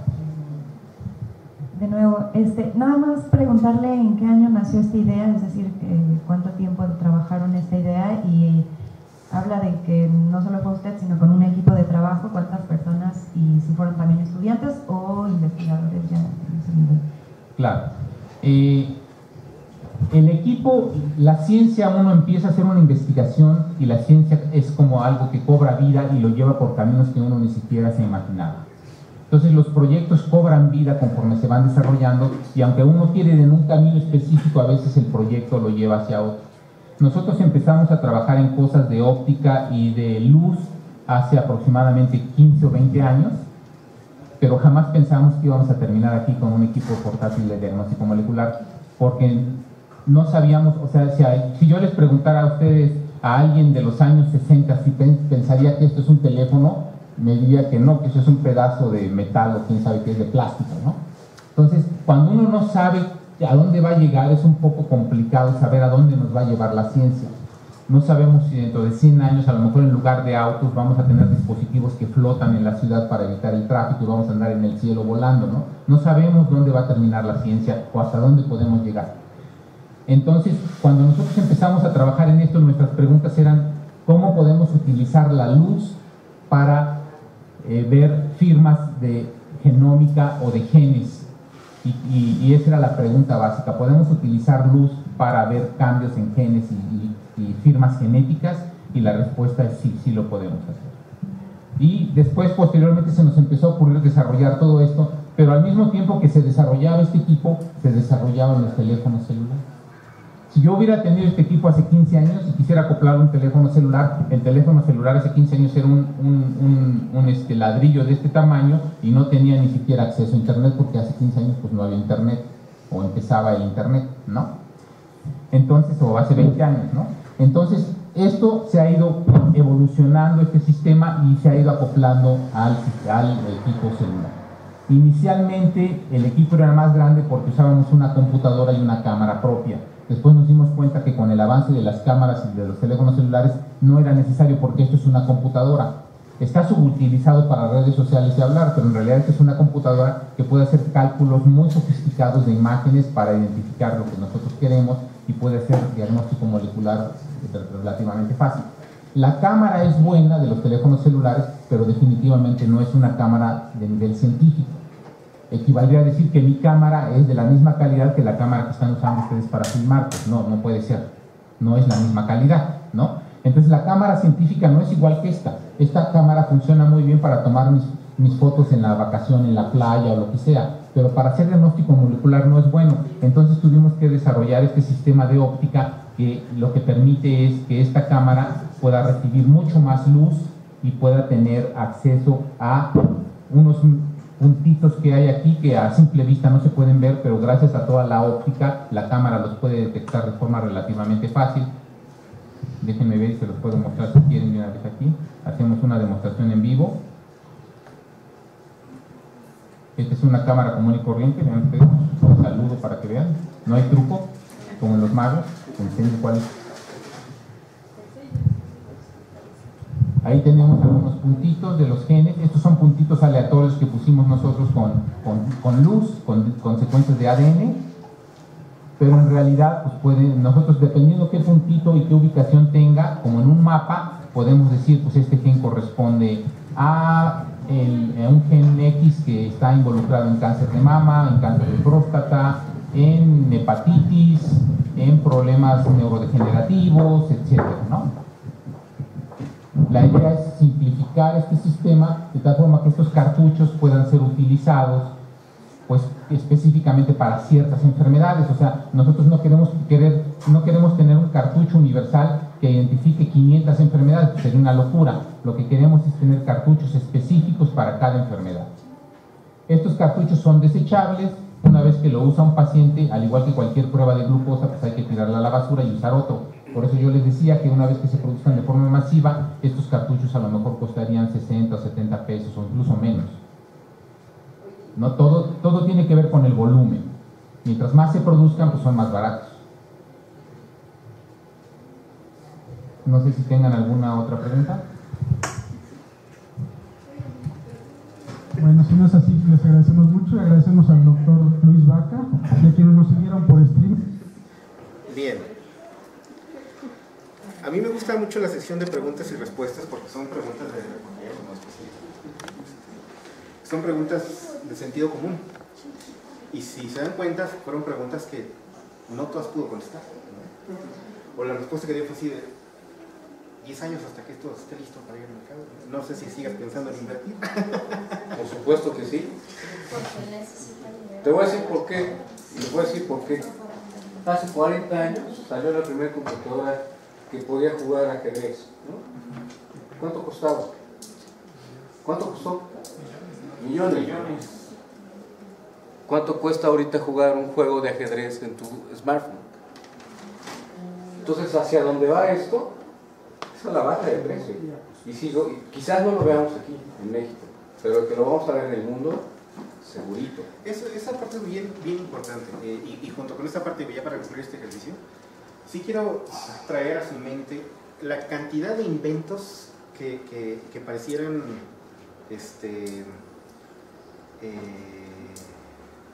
garbanzos de a libra, ¿no? Para solucionar necesidades que ya un investigador patentó una máquina para purificar agua, desalinizar agua y convertirla en agua potable. Alguien ya inventó la cura del cáncer, no sé, 1000 cosas. Y yo me pregunto, bueno, ¿y a cuándo nos va a llegar eso? ¿No? Leemos las notas, nos emocionamos y al mes se perdió. Seguimos glorificando la tecnología, seguimos poniéndola en un altar, lo cual corremos el riesgo de quedarnos ahí, de decir, ya lo logramos, ¿no? Pero esa tecnología tiene que bajar a la sociedad, tiene que bajar a la gente que tiene esas necesidades, y por lo tanto, fíjense, fue una conferencia de prensa para un prototipo, que le faltan 10 años para llegar al mercado, pero estoy diciendo, ya tenemos algo aquí, ¿no? Y está bien, qué bueno. Yo quiero hacer un ejercicio también mental con ustedes. Váyanse 10 años atrás en el tiempo y que el doctor Luis Vaca tuviera la serie de herramientas que aquí tenemos en conjunto para decir, ya sé cómo llevar esto, ¿no? Bueno, eso lo podemos hacer hoy, si se dan cuenta. Ya hay especialistas, cada vez vamos alcanzando una mayor o esa masa crítica de especialistas en desarrollo tecnológico e innovación que se requiere para complementar la gran capacidad de investigación que tenemos en México, porque de ahora tenemos investigadores de primera, excelentes. Falta este trabajo colectivo, este trabajo en conjunto, que hagan este ejercicio ahora al presente. La tarea de las oficinas de transferencia es súper importante, pero yo quisiera preguntar, ¿con cuántos investigadores está trabajando en la oficina de transferencia de tecnología?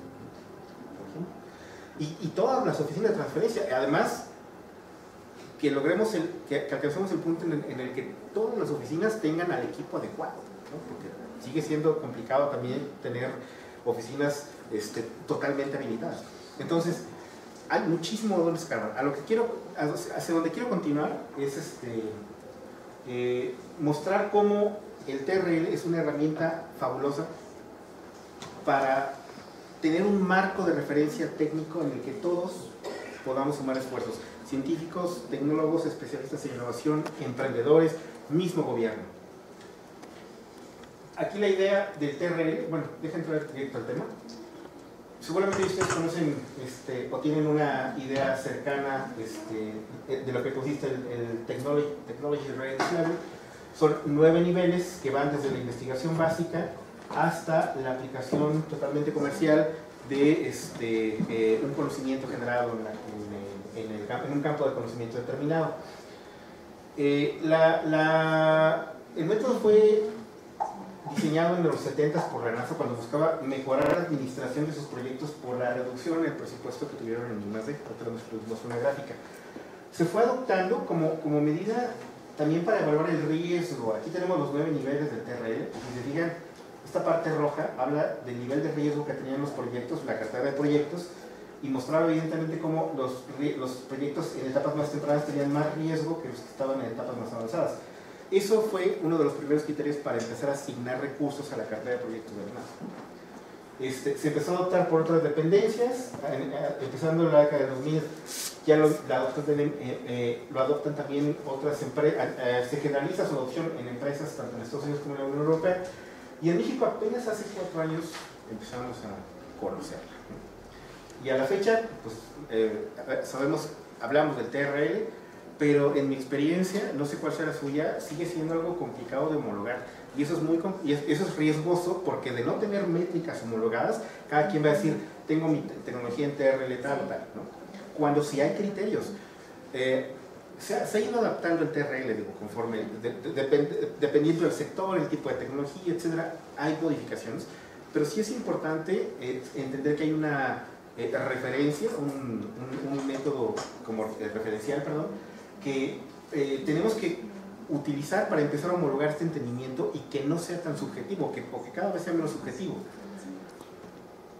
Nada más para mostrarles, miren, esta es la gráfica de tendencia de patentamiento de la NASA. En la década de los 60s, 70s, cuando estaba en auge la carrera espacial, vean la cantidad de patentes que tenía la NASA, patentaba todo, patentaba hasta los trabajadores. Sin embargo, con la crisis petrolera que tuvo Estados Unidos y sus problemas con Arabia Saudita, redujeron muchísimo el presupuesto, lo canalizaron al presupuesto militar, y entonces la intensidad de patentamiento se redujo bastante. En el 82 ellos instauran la ley Bayh-Dole, que es la que permite a las instituciones públicas apropiarse de tecnologías, porque antes no podían hacerlo, para empezar a comercializarlas, generar negocios con esas tecnologías. Hubo una época de muy bajo licenciamiento, que es esta que tenemos aquí. Este es patentamiento, pero también es la época de menor licenciamiento que tuvo la NASA, ya trayendo tecnologías de muchísimos años atrás, y que la NASA empezó a preguntarse, bueno, ¿cómo generamos recursos con las patentes que tenemos? Porque ya tenemos la ley Bayh-Dole, ya tenemos un montón de patentes.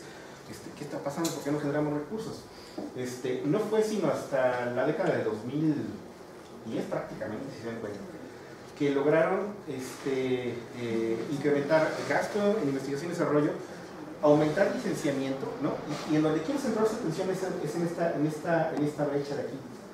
Lo que pasó aquí fue que la NASA empezó a generar sus métodos de evaluación de tecnologías, estrategias comerciales, medición de riesgos, administración de proyectos, es decir, toda la batería administrativa para que una cartera de proyectos empezara a ser rentable. Se llevó desde el 90 hasta el 2010, 20 años. ¿Sí? No fue fácil, ha sido un trabajo complicado, y la NASA ahorita ya está incluso en una estrategia de casi regalar sus patentes para que alguien los explote. Bueno, regalar entre comillas, tiene costos frontales muy bajos, pero sigue buscando estrategias justamente para generar recursos, porque de seguir así esto no es sostenible económicamente.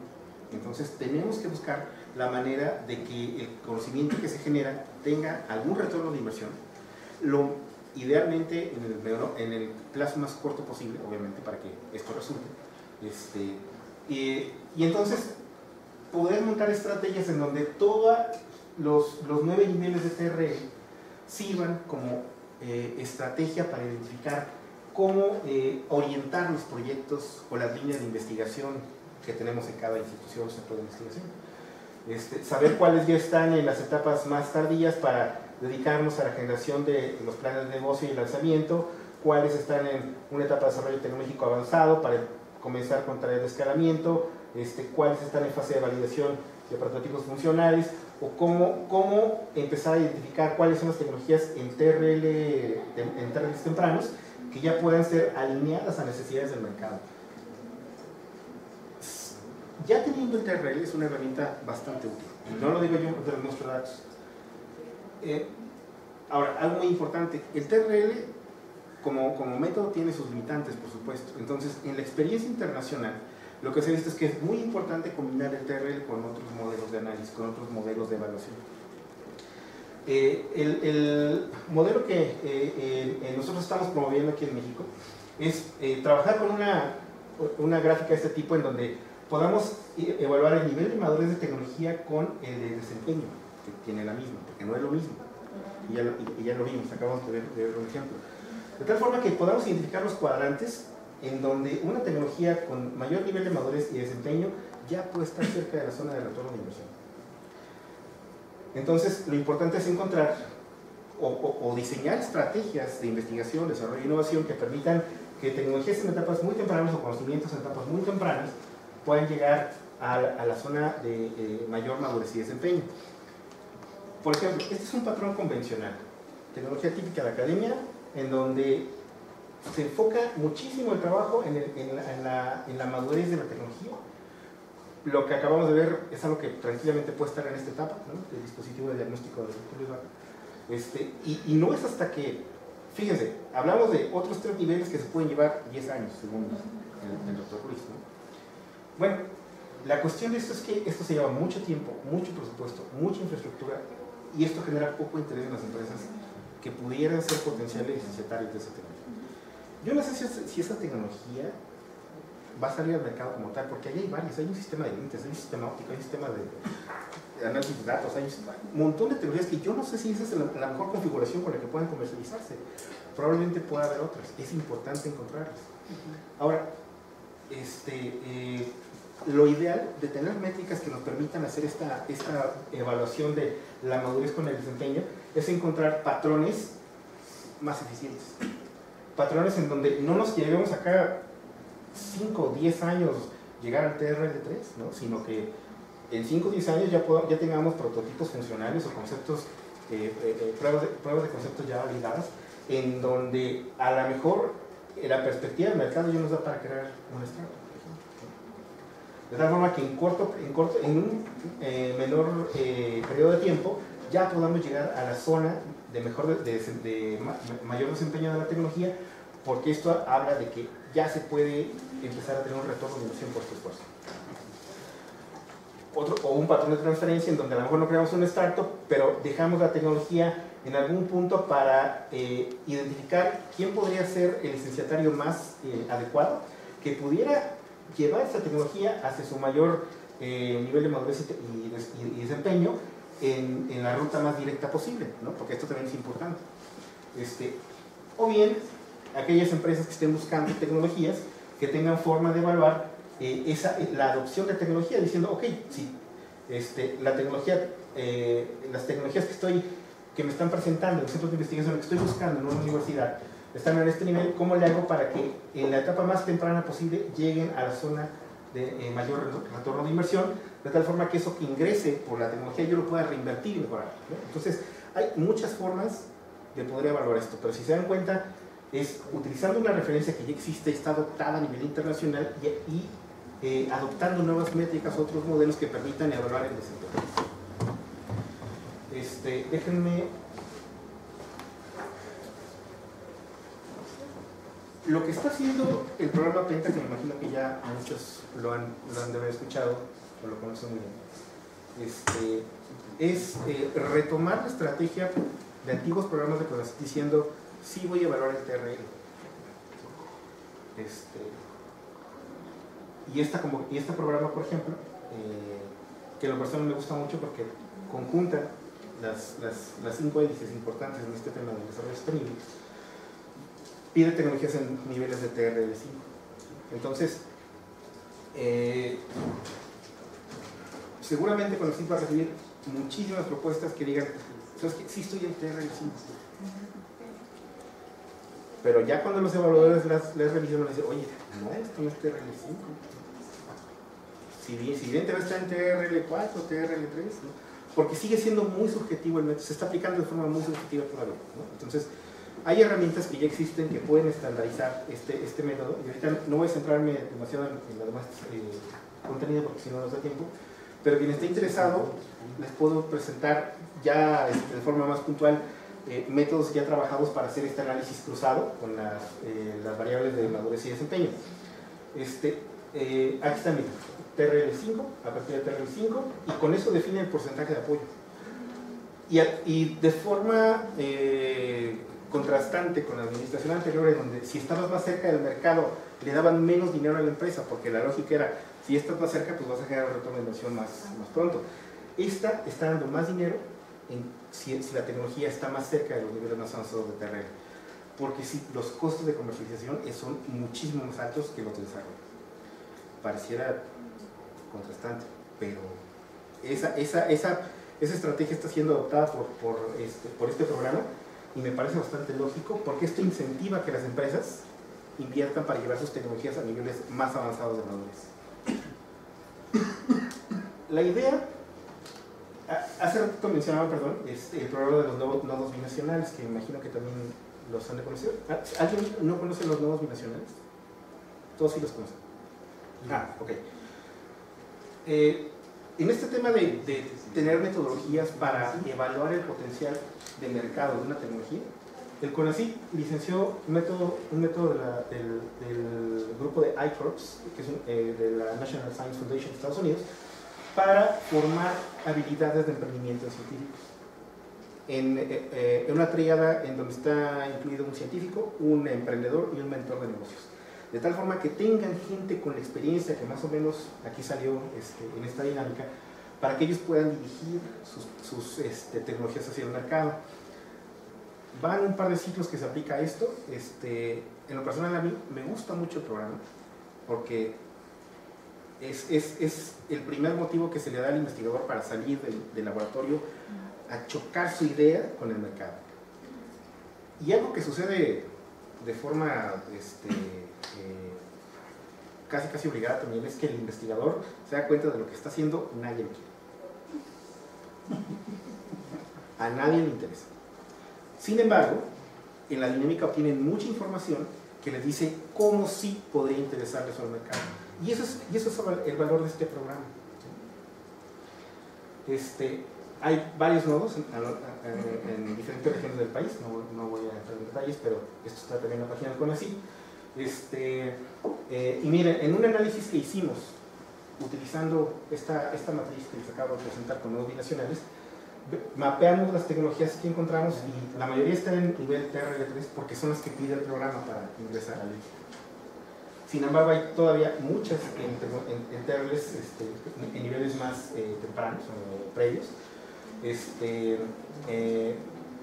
Y además pensaríamos que la gente que ya tuvo ese acercamiento con un programa que te dice mide el TRL de tu tecnología, pues ya lo iba a conocer, a dominar, cuando en realidad, fíjense, casi el 40% nunca lo midió.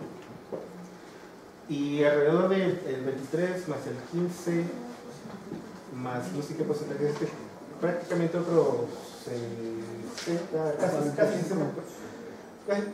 casi 50%, utilizando un método estandarizado obtienen un nivel de TRL distinto, casi siempre menor al que ellos habían hecho de forma subjetiva. Si no nos enfocamos en estandarizar la comprensión del TRL y la aplicación, esto va a ser muy común. Y esto puede poner en jaque las estrategias tanto institucionales como de gobierno, que va a querer financiar tecnologías con cierto nivel de TRL ya alcanzado. Entonces, por eso es muy importante sí tenerlo esto en la mira de cualquier estrategia. Tipos de soluciones desarrolladas, la mayoría se está enfocando en productos y está dejando innovaciones en procesos, en servicios. Materiales prototipos pueden entrar acá, pero también hay un sesgo muy grande por seguir desarrollando productos. No traigo gráficas, pero se las puedo enviar a quien quiera, de cómo el esfuerzo por innovar en productos es el menos eficiente posible. Actualmente las estrategias de innovación se centran más en la parte comercial, por ejemplo, la experiencia del cliente, ¿no? Que son mucho más rentables y generan retorno en etapas mucho más tempranas que dedicarse a los productos por toda la dinámica o por todos los variables que ya tocamos aquí, perdón. Y está muy sesgado también hacia industrias manufactureras, que es lógico porque México es un país manufacturero, pero se están dejando de lado temas, por ejemplo, de comercio, transporte, servicios inmobiliarios, servicios de apoyo a negocios y manejo de residuos, servicios educativos, servicios de esparcimiento cultural y deportivos. Es decir, también está muy sesgada la estrategia nacional para desarrollar tecnologías a una industria que no sabemos bien a bien cómo va a evolucionar. Todo el mundo tenemos la esperanza de que la industria adopte las estrategias, las tecnologías de industria 4.0, pero cuando uno ve el estatus de las empresas que dicen sí quiero, ven que ni siquiera están dispuestas a mover una parte de su proceso para mejorar. Entonces, desde ahí ya identificamos riesgos importantes. Si medimos cómo están las tecnologías alineadas a los objetivos de desarrollo sostenible de la ONU, no sabría cuál es la valoración, pero sí hay algunos como muy dejados de lado, como la reducción de desigualdades. Y fíjense, alianzas para lograr objetivos. Nadie está desarrollando tecnologías para interactuar persona a persona. Eso a mí me preocupa. Bien. ¿Y qué tipo de colaboración buscan los participantes? Están en un programa que les enseña a emprender, entonces muchos buscan crear una tecnología. Otros buscan el inversionista, ¿no? Otros es la empresa que quiera mi tecnología. Y otros, pues, socios para emprender, ¿no? Entonces, creo que sí se está fomentando esto. Es uno de los objetivos del programa, y yo lo aplaudo. Para quien no conozca el programa, sí los invito a que se enteren más de cómo participar ahí, ¿no? No es tan complicado. Y fíjense, esta gráfica es una encuesta sobre el nivel de importancia que le dan investigadores al método de TRL. No sé si se alcanza a ver, pero el 64% dice muy importante. El 19% dice moderadamente, ¿no?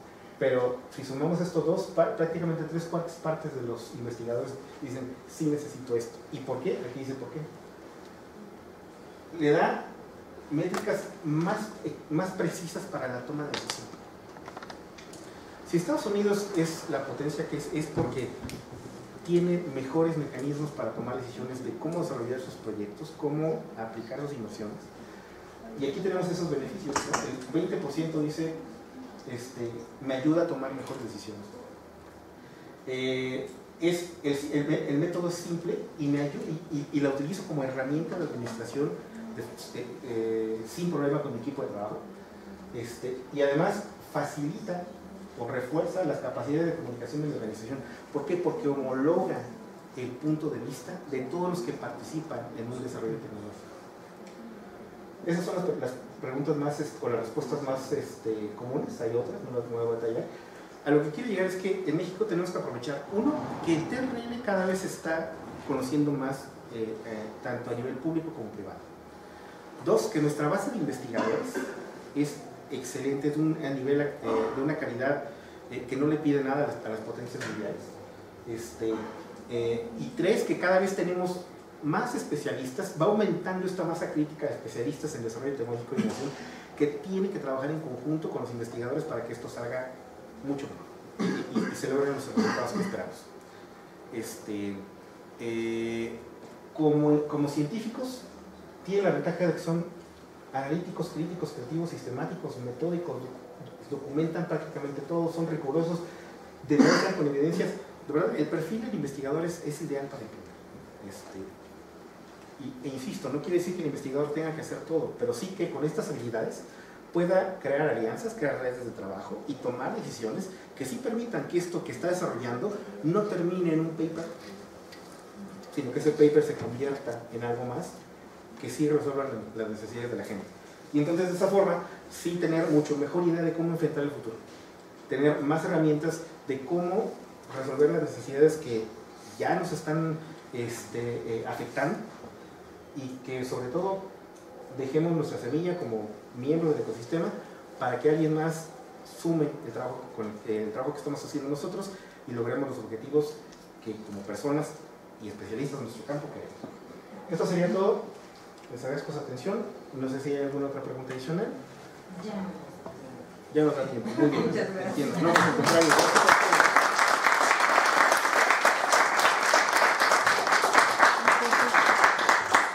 Todas sus dudas, teléfono. Ahí están mis datos de contacto, con todo gusto. ¿No? Y le entrego su constancia por Muchísimas haber gracias. participado en este segundo encuentro de emprendimiento. Muchas gracias. Gracias. Gracias. Gracias.